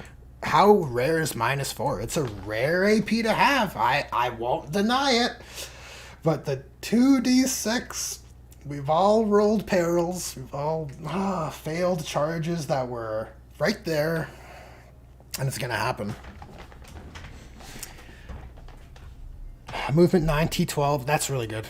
The Tyrannofex gets to sit at that toughness. Guess it's at a Land Raider toughness. That's kind of weird. I kind of think that's too high, personally. How the hell is this walking bug as tough as a Land Raider? Save 2+, 16 wounds. Yeah, I think those 3 stats are the same as a Land Raider. Resilient, or so his ability is resiliency. -1 damage. It doesn't spark joy. Not really. Acid spray. Yeah, acid spray is still fucking the one you want to use, huh? I mean, that's why I made the option and magnetized them, but I long for my Metal Gear Rex Tyrannofex to use his railgun. God.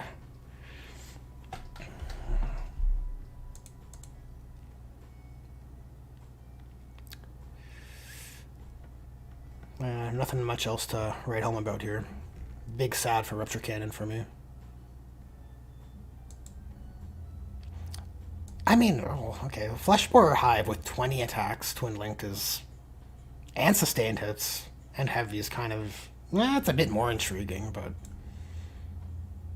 D6, like minimum 7, max 12. Auto-hitting with... yeah, auto-hitting because of Torrent. -2 APs. It's good. It is good.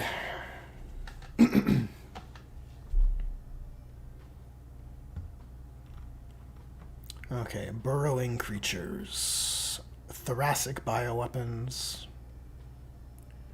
T5. I don't have any Raveners for my army. It just wasn't a thematic quirk I wanted to lean into. But I've always thought they were cool. You know, you make the obvious comparison to StarCraft. The Hydralisks. I think that's what they're called. Okay, 12-inch range bioweapons, 3 attacks, 7 attacks per model, twin-linked. I feel like that's very good. I feel like that's very good. They're squads of 3, right? 3 to 6? Okay. And death from below. At the end of the opponent's turn, if this unit is not within engagement range of 1 or more enemy units, you can remove it from the battlefield and place into strategic reserves. Oh. So you'd outflank them back in? Is that the idea? You can just burrow back up?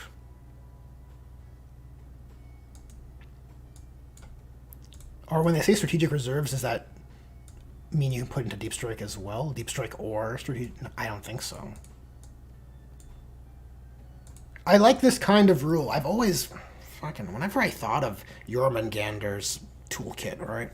I'm pretty sure I mentioned this in like an old video about Jormungandr, like how cool it would be to have a system for a burrowing, tunneling hive fleet that would allow them to zip around the board via burrowing points, similar to, if you're familiar with StarCraft, the Nexus worm or the Nidus worm, the worm that lets you teleport across the map in StarCraft. I've always thought that'd be an awesome utility for Jormungandr, or I guess a burrowing style fleet. So this is kind of towards that direction, so I kind of like it.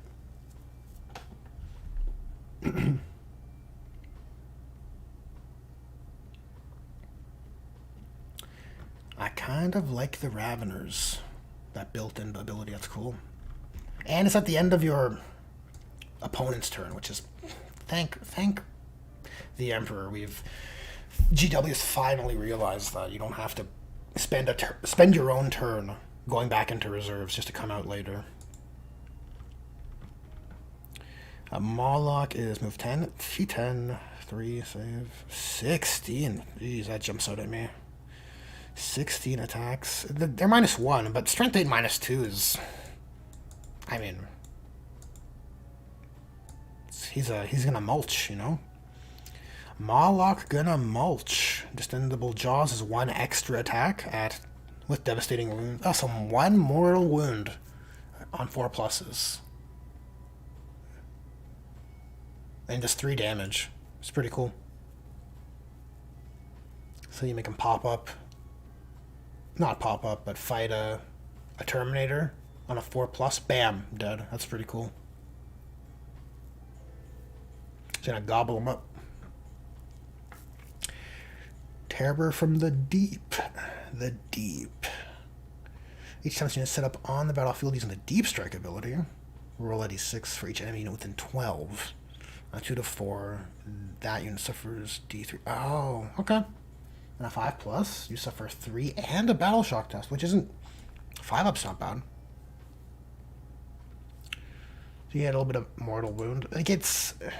The ability to put out mortal wounds through the... Like, naturally, without having to rely on devastating or crits, is kind of a premium utility now, from what I'm seeing. Like, devastating wounds, like, sure enough, it's... You can find it.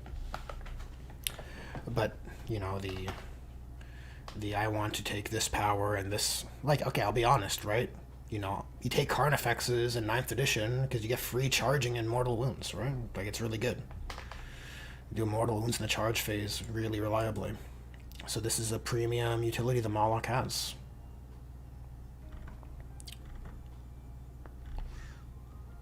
Any keywords? No. No, it's a Trygon. No Trygon Prime either, right? How do people feel about that? No Trygon Prime. Move 10 T10. Howard, how do his stats compare? Whoops. 10 10 3. So it's the same.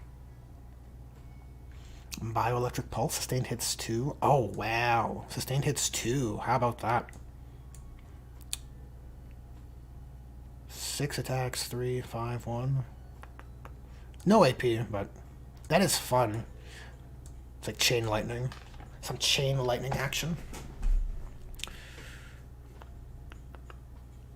12 attacks, and there's Carnifex grade talons, which is really good. Subterranean tunnels. Each time this model is set up on the battlefield using the Deep Strike ability, it can be set up anywhere on the battlefield that is more than 3 inches horizontally away from all enemy units. When doing so, if this model is set up within 9 inches of 1 or more enemy units, until the end of the turn, it is not eligible to declare a charge. Okay, so you can go up close and not charge. I don't think I'm missing anything. It's reminiscent of that Genestealer Cult's ability.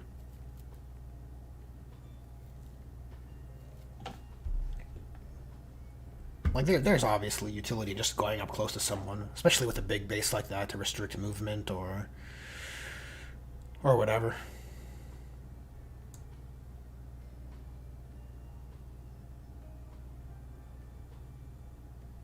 I wonder if this has play with rapid ingress.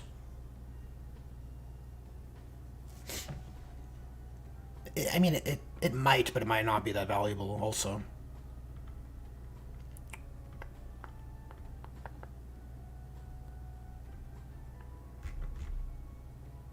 Oh, I'm always afraid I'm going to miss something here.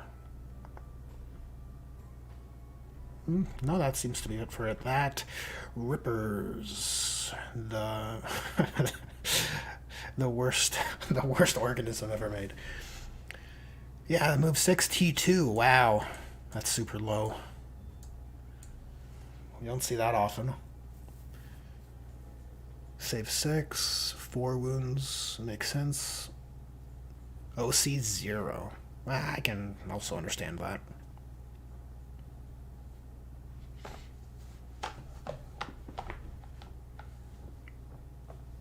Ah, very good point, Relos, about the rapid ingress with Trygon. A nice easy charge on your turn. Though, you have to survive, right?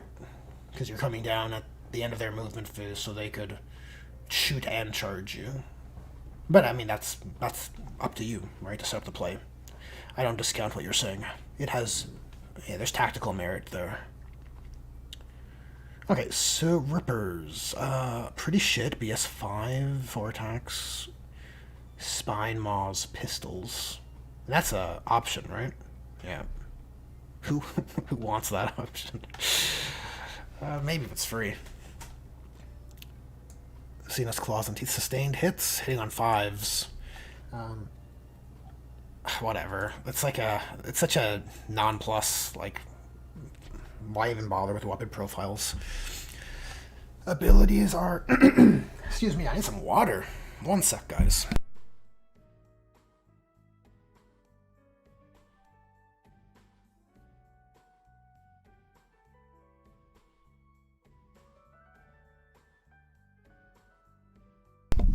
That's better.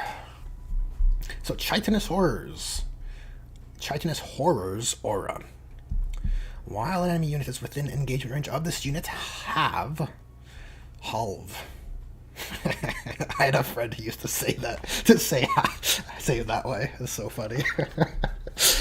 Have the objective control characteristic of models in the unit. So this is a good ability for contesting objectives, obviously. It's just a matter of getting Rippers into a position where they can do that, right? It's not hard to kill a unit of Rippers. You can deep strike them and charge along with something else, and hopefully you make the charge, and now you're contesting an objective. I don't know. If they're super cheap, they might be kind of useful.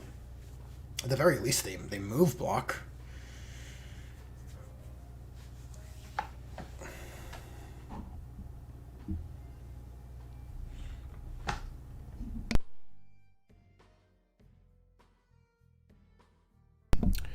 Alright, Pyrovores. Move 5, D6 plus 1, Flamer. Okay. It's twin-linked Flamer, D6 plus 1. Ignores cover, auto hits, twin-linked. Strength 6 is already good. AP 1 is fine. One damage is fine also. But you have units 1 to 3. I like 3d6 plus 3 that's fairly threatening, to be honest. Alright, all twin linked. Burning Spray. In your shooting phase after this unit has shot, select one enemy hit by one or more of these attacks. Until the end of that phase, that enemy cannot have the benefits of cover. Interesting. So flamers generally ignore cover, but I guess because of the flaming acidic nature of their flame spurt, it removes cover. It's pretty thematic. Yeah, just a interesting utility piece. If you are into shooting, you might want to consider a Pyrovore bomb. Potentially in a Tyrannocyte, once we see how they... I'm assuming they can fit in there.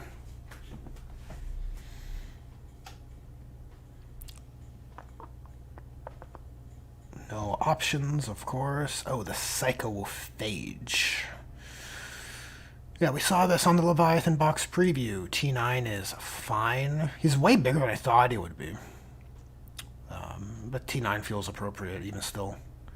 Save 3, wounds 10, 8 plus, OC 3. Psychoclastic Torrent ignores cover, auto hits.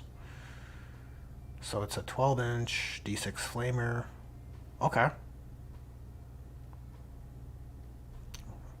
And melee weapons are anti-psyker and devastating wounds. No Hounds of Mordecai style precision built in there to fight those psychers, which is fine. Whatever. D6 plus 1 attacks isn't bad. Actually, it kind of is. What am I saying? He's got to be cheap. Like, this isn't. Okay, what are his abilities? Feel no pain 5+ is good. Biostimulus. Oh, he gives feel no pains. So this means, where's our psychic bioforms? So you take your Zoanthropes, you take your Psychophage, and now you have auras to give 6+ auras for any unit in your army. 6+ inbones and feel no pains, which is obviously like aura castle pieces. They just naturally will lend themselves that way, and it kind of serves them as valid tools for distraction Carnifex purposes. Like, people are going to want to, I imagine, you tell me what you think, right? But I imagine if you have a bunch of bugs coming at you, and several of those bugs that you want to kill, perhaps exocrines or maleceptors, right? You want to prioritize them. But if that maleceptor is being babysat by a psychophage, you probably want to kill the psychophage first. Just because of that interaction. It'll be harder to kill the maleceptor otherwise. So maybe there's, points depending. Maybe there's some decent distraction Carnifex, or, target prioritization scrambling utility here. Potentially, is what I'm thinking. Hey, super cosmic space magnet. Yes. Fun and flavorful things I'm looking for Gengar. Funnily enough, the Psychophage is one. I characterize Gengar as psychic heavy and kind of like leaning to that spores, the spore vibe. So I do like the Psychophage quite a bit for that reason. He wants to eat psychers. Gengar wants to prey on psychers. So it's a very themey pick. I don't necessarily think it's a very deadly unit in itself. If you fight a psyker, you get mortal wounds for each attack that goes through. Hopefully you roll, more than 2 attacks. Feeding Frenzy is his other ability. Each time a model makes an melee attack that targets him that's below starting strength. Oh, +1 to hit and wound. Okay. If you're below half strength also. That's pretty good, I suppose. I mean, he's just... the attacks characteristic, this doesn't spark too much joy. But perhaps this guy's more of a utility piece. A really giant model, but a utility piece. I also am very pumped for those Von Ryan Reapers. I rate those. Those guys seem awesome. And I do actually want to add more Lictor-style organisms to the collection, just because I think they, the ghastly, haunting, ghostly nature of like the Gengar theme, I think is more in line with those lone operative style fear-inducing creatures, right? Any whomst.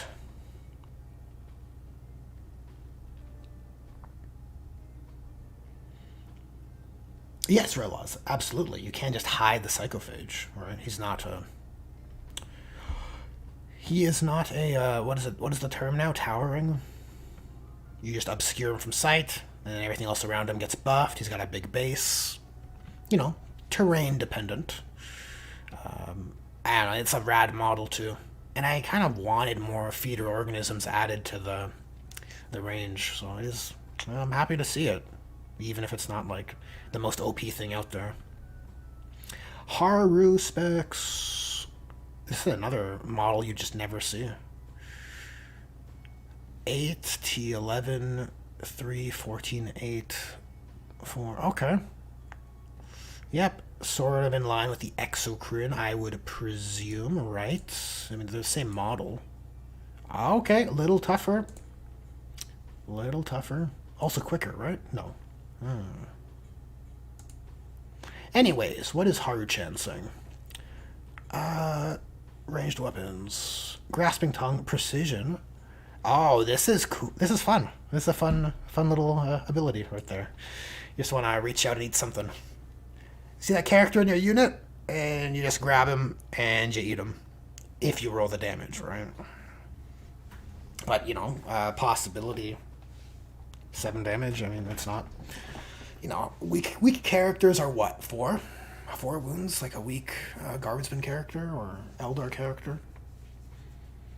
He could eat a character out of a unit. That's so funny. It's kind of wild, and it's actually an exception that's very alien. Good as far as, you know, creating mechanics that kind of induce that fear, right? Like normal weapons wouldn't work this way.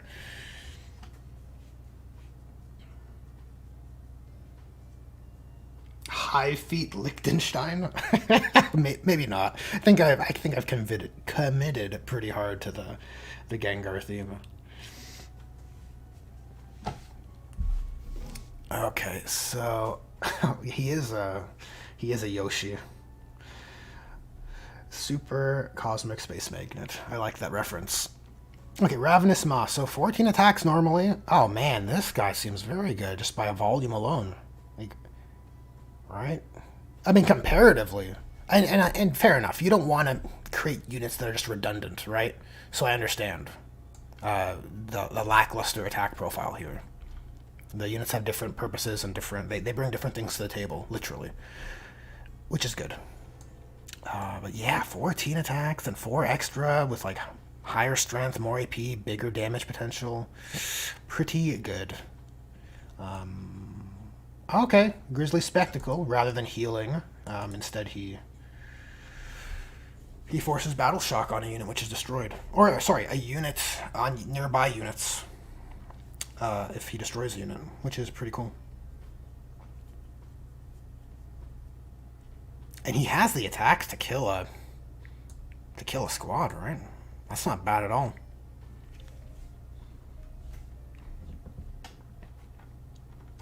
I like the Harspecs. He's looking pretty good. Exactly, Fire Smoke. He's gonna eat them like a frog. Perfect. That's good stuff. Okay, Parasite of Mortrix. Okay, so here we have another Ripper interaction. Right. So the Parasite kept its ability to spawn Rippers. Each time an infantry model is destroyed by an attack made by this model's barbed ovipositor. After this model has finished making its attacks, you can add 1 new Ripper Swarms unit to your army, consisting of D3 models. Wow. That's kind of crazy. And set it up anywhere within 3 inches of this model. I mean, I already find it pretty crazy to have 4 Ripper Swarms jump out of a Guardsman. Not 4. You know, 4 models per base is what I'm talking about. Just when you look at the mass of the models, it's kind of jarring already. So to get D3 is kind of crazy. Like, you know, when you're just looking at the models. If you do that, Ripper Swarms can be set up within engagement range of the destroyed model's unit, but not within engagement range of any other units. So we might have a vehicle here for the Rippers, which is interesting. Right? Because when the Rippers are in engagement range with an enemy unit, you have the OBSEC. So it seems like that interaction wasn't just nerfed to the ground. I mean, it might be. You have to see. It itches. What does that do? At the start of the fight phase, select 1 enemy unit within engagement range. Oh, okay. That's a good ability. You know, it's pass a leadership test before you fight me, and you might not be able to use stratagems, which is pretty good. That's actually really good. He is only OC1, but if you are harassing a backline unit of, you know, guardsmen or cultists, and you can just force them to battle shock, well, that objective is now yours, even though so it's not terrible, right? That's something. He is all melee, just like before, 1 extra attack, anti-infantry 3+. So strength 3, but against infantry, always woundsing on 3s. Doesn't feel terrible. Clawed limbs are, I think that's very similar to how he is now. Oh god. Okay. 6 attacks, AP2. 1 damage.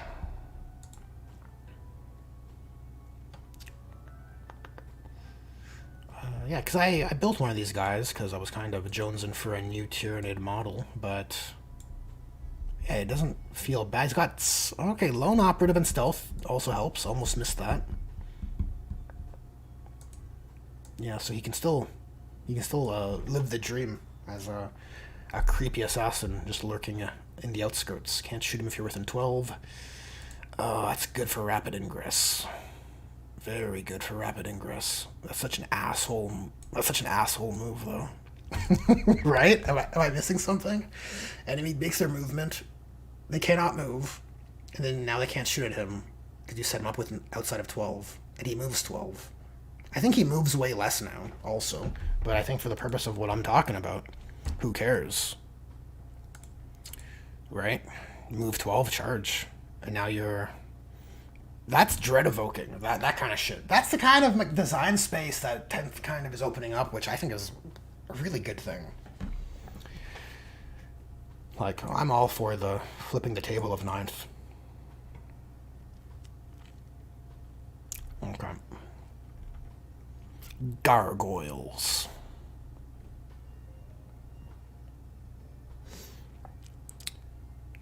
I think they are exactly 12 T3, yeah. Save 6. Flesh Spores are the same.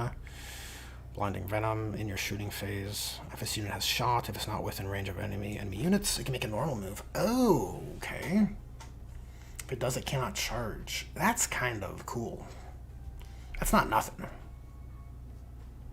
So hold on. After this unit has shot, so how does this work with our leaders, right? Because this weird guy, this weirdo, can lead them, right?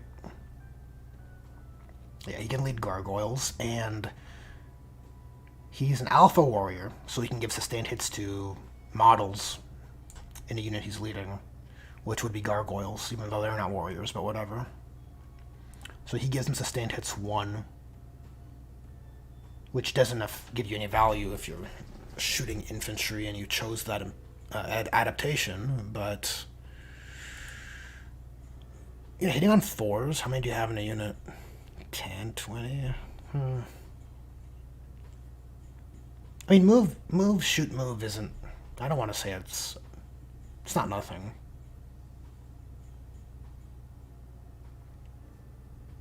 It's only 18-inch range, so you can't really, like... You know, you could move and then screen or something. Shoot, move, screen.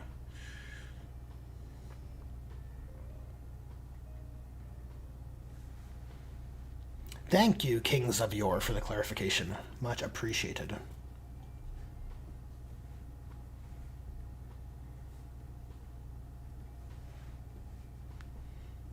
Yeah, Trimari, yeah. The 9th edition thematic lists are... They won't hold up at all. You know, Force Orgs are no longer a thing. Like, you just kind of take whatever you want up to a max of 3 or 6 if it's battle line, right?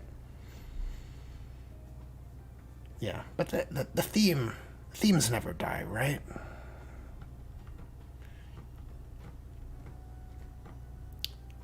Okay, Hive Crone. A 20-inch move. Actually, like, to really understand this, you need to grasp the aircraft rules, which, admittedly, I did not look into. So T9 for a flyer is pretty wild, not what we're used to, but I assume that's the standard for these normal flyers. 3+, 12. No OC, which is good. I like that. Drool Cannon. Torrent. 2d6 shots. So variable.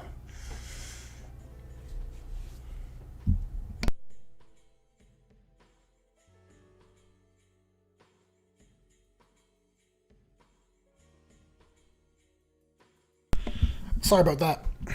Had to burp. Okay, so Stinger Salvos, Tentaclids. Oh, that's the unique, those unique weapons he has, or it has. Anti-vehicle 4+. Okay. Devastating wounds. Yeah, so you don't care about your AP versus vehicles. 4 shots. Doesn't spark too much joy. Melee anti-fly. I like that. It's only one attack. But I do like seeing anti-fly as a mechanic. I hated anti-aircraft. It's too niche. And fly needs to be kind of punished. Like, you need to have something to play into it, I think, or else fly is too powerful. So the ability is each time this model makes a ranged attack, it targets a unit that can fly. So it's your anti-flyer flyer. Or, I guess, aircraft. No war gear options. Yeah.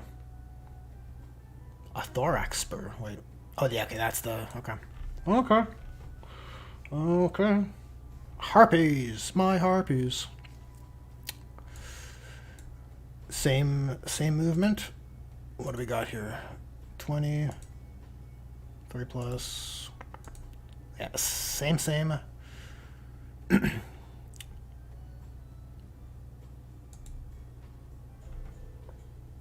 Stinger Solid. Yeah, so these are the double heavy venom cannon. Yeah, so, I mean, overall, like, some weapons seem to gain more. It seems like the majority lose more from being twin-linked, to be honest. Right? Like, you know, especially now that the heavy venom cannon's D3 shots, you're like... It doesn't feel good to, you know, oh, my twin-linked venom cannon. I roll one shot and I re-roll the wound. It's like, oh, God. I mean, I know venom cannon and spam was somewhat problematic, but... It's weird, and I know it's a little harder to kind of manage these weapons that are used everywhere, right? In different combinations, so you have to concede a little bit of deficiency, I suppose. Spore Mine Cysts. Each time this model ends on a normal move, you can do one of the following. Select one enemy unit and move it over. And roll 6d6 for 3 plus. That unit suffers a mortal wound. That's not bad. You could roll a few, you know, four mortal wounds, potentially.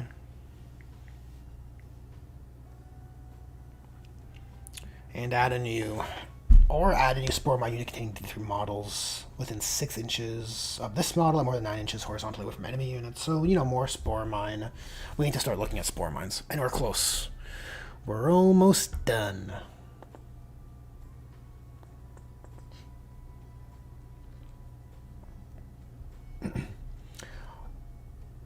Well, Kings of Yore, I think it has to move, though. I'm pretty sure flyers have to move.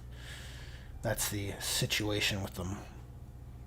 So if you move over something, you could drop mortal wounds or spore mines there. Or you could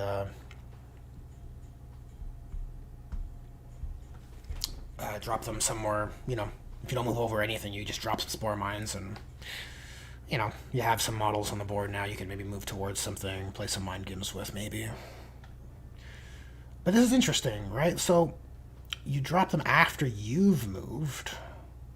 So do they themselves get to move? Because it's not at the end of a movement phase, right? So you can move your Harpy, set up some spore mines, and then move your spore mines. It depends how far. You know what? Let's just look. Spore mines. Where are spore mines?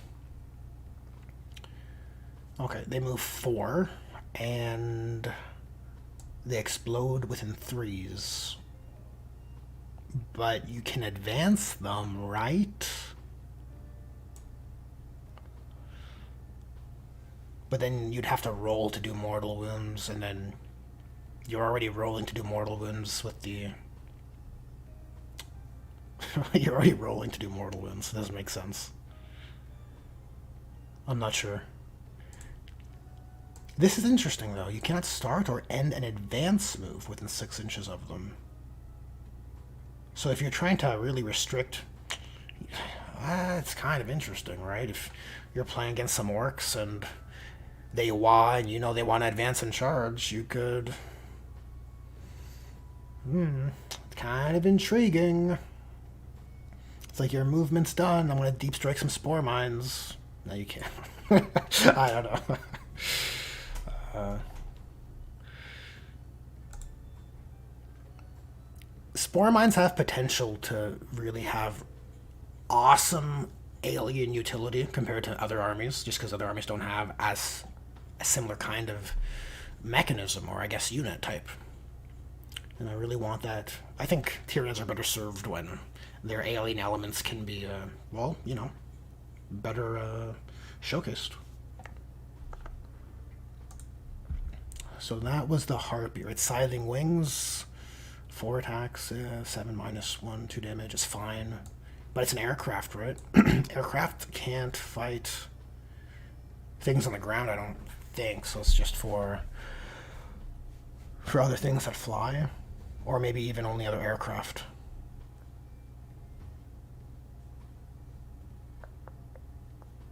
Oh no, you could fight things that fly, I think.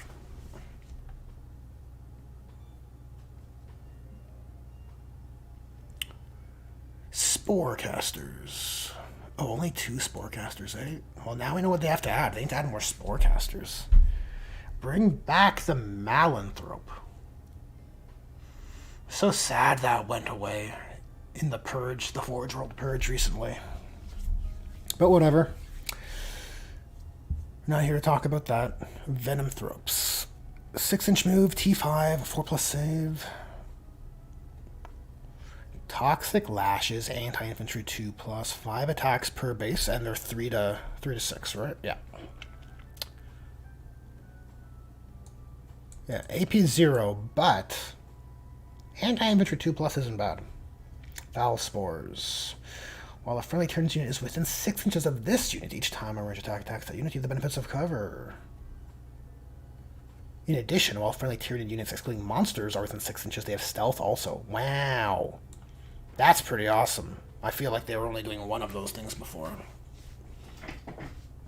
I think it was only cover. Yeah, but to gain... It's like, that's what Smoke does now, Smokescreen. So they just produce a free Smokescreen aura, but not for monsters, obviously. Very cool. Good for Venomthropes. And Toxicrene. I'm hoping for a glow up here. 8, 11, 3, 14. So, yeah, it's same weapon and range as 9 inches anti-infantry on both, which is cool. 2d6. Oh, this is fun. It's the same profile, but perfectly reliable in melee, which feels kind of appropriate, right? How about that? Very cool. 2 abilities, Grasping Tendrils. Each time an enemy unit, excluding Titanic units, with an engagement range of 1 or more units from your enemy with this ability is selected to fall back, you can roll 1d6 on a 3+. That enemy must remain stationary. Wow, okay, so you got a fallback denial. It's not a big monster that isn't super fast. But, you know, it's not a bad ability to have, to just restrict the movement on a 3+. You really have to work for it, though. In Hypertoxic Miasma, at the end of your movement phase, roll d6 for each enemy unit within 6 inches of this model. Oh, okay, on a 2 to 3, it suffers 1 mortal wound. 4 to 5, d3, and on 6, d6. So if you roll the 6, you can still just do 1 mortal wound, which feels lame. He's alright. I like the attack profiles. Good infantry fighter. But this is basically 2 abilities that are very dice dependent. Granted, mortal wounds are a premium position, I get it, but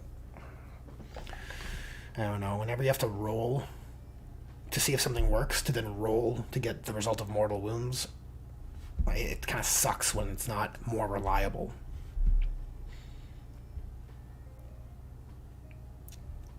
Just my 2 cents. Okay, oh, and we're on the last category, spores. We did look at spore mines, some Euclid spores. Bio-Minefield. Enemy units cannot start or end an advanced move within 6 inches of... Yeah, okay, so that's the same as the Spore Mines. Right? Or no, it's bigger. Oh, no, it's the same. 6 inches, okay. And Floating Death. So it's the same as the Spore Mines, but it does more mortal wounds. D6 on a 6. 2 to 5 D3. 2 to 5... 1 on a 6 D3. Yeah, so it's the same, I believe, it's the same mortal wound differential now. But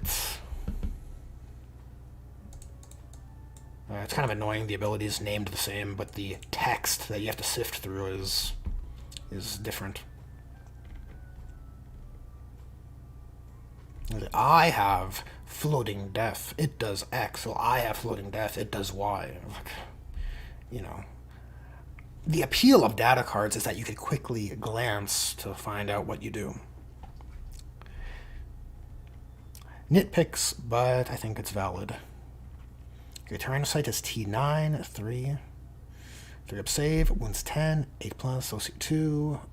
Oh wow, so they just homogenized all the weapons. No worries about what you put on. Venom cannons, death spitters, whatever.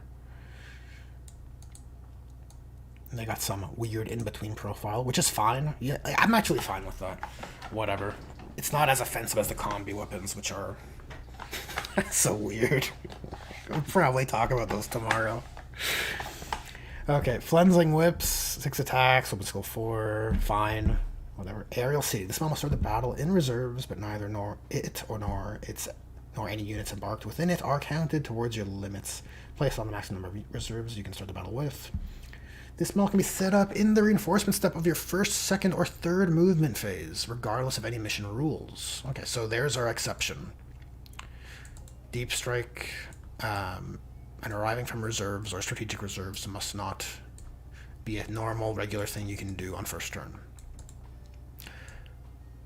Any units embarked within this model must immediately disembark after it has been set up on the battlefield, and they must be set up more than 9 inches away from all enemy models. After this model has been set up on the battlefield, no units can embark within it. Makes sense, yeah. Who wants to enter a... Who wants to enter the Tyrannocyte and go... well, fair enough. You do it with a Rhino. And the Tyrannocyte can move on like a drop pod. But I get it. Yeah, there's your Deep Strike turn 1 exception. Very cool.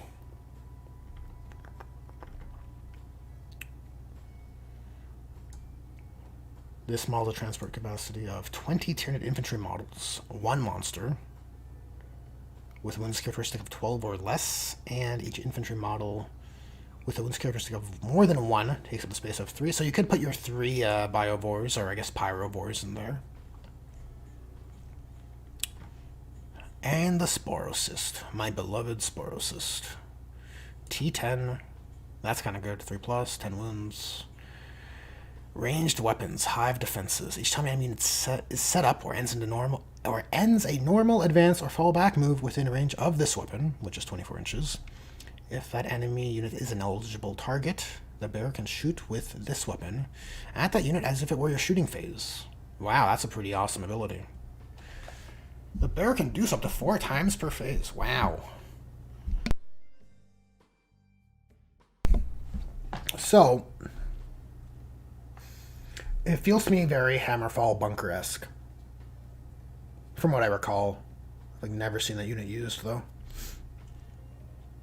Yeah, 5 attacks. It's free shooting, which is kind of neat. And in your shooting phase, each time this model is to shoot, you can use this ability instead of making any attacks with ranged weapons.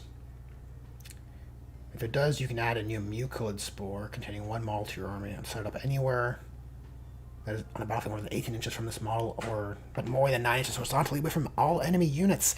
Oh no! I destroyed my Mucilid Spore. I destroyed it to make my Maleceptor. Because the Sporocyst could spawn spore mines. Why would they do this? Oh my god. This is stupid. Like, why is it now only exclusively Mucilid Spores? Is that more lore accurate? I honestly don't know. It should just... 3D print something or something. I don't know. Whatever. Okay, well, we made it all the way through. Wild. And 38 concurrent viewers. This is nuts.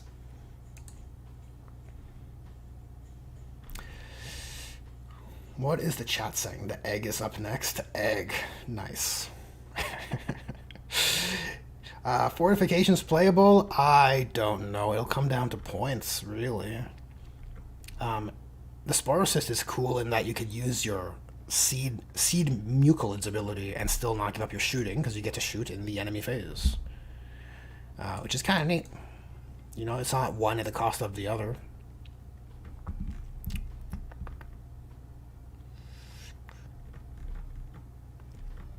Yeah, but I think... Let's see my notes here. Yeah, big gripes for me.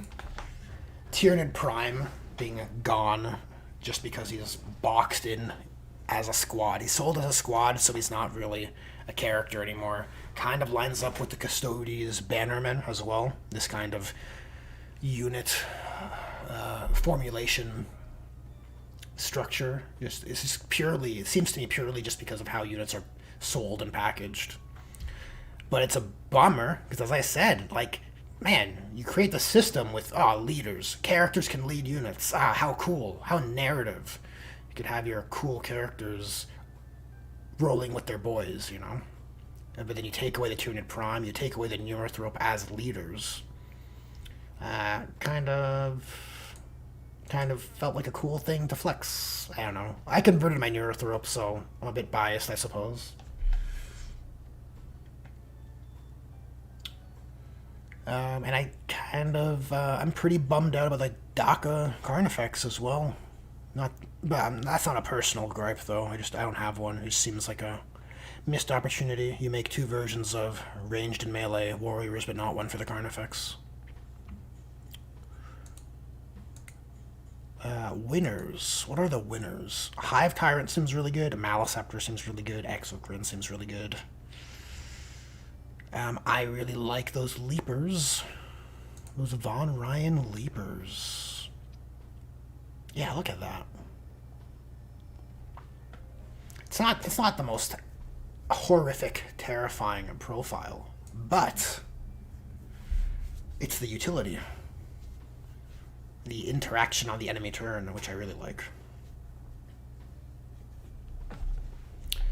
I don't know, what are you guys thinking about the Tyranids after seeing these? I mean, the invasion swarm is what it is, but you can speak to the datasheets. I don't think these datasheets will be changing when we have a new codex. I would assume we would just have new units added to the list, right?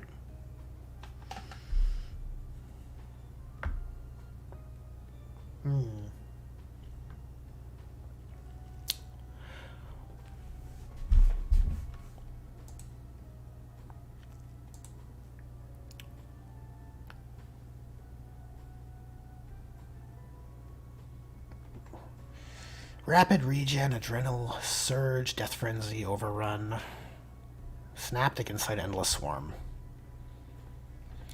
Think it'll be very interesting to compare. I'll keep this document up. So I'll probably do a stream tomorrow also. Because Space Marines are... It's probably wise to cover Space Marines, if you know what I'm saying. But I want to compare and contrast what we have here. Granted, we don't have points, but I think it's always useful to compare things to each other, just to see how things scale up. At the very least, you can measure them from a mechanics or a narrative point of view.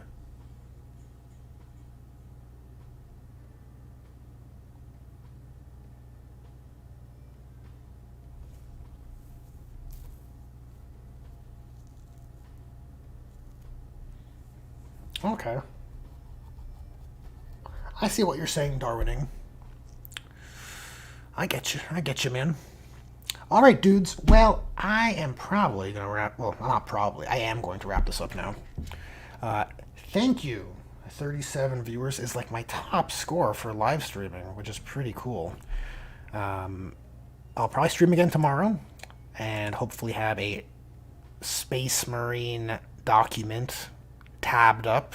Maybe, we'll see. The units are probably like triple the amount though, so no promises. But I will do a stream. I think this was pretty fun, and I like being able to, well, go through it with you guys and get your input. And you guys are pointing out things that I'm missing, which is really cool, and clarifying questions I have, which is I find that valuable. So, yep. Thanks for tuning in, and I will see you tomorrow.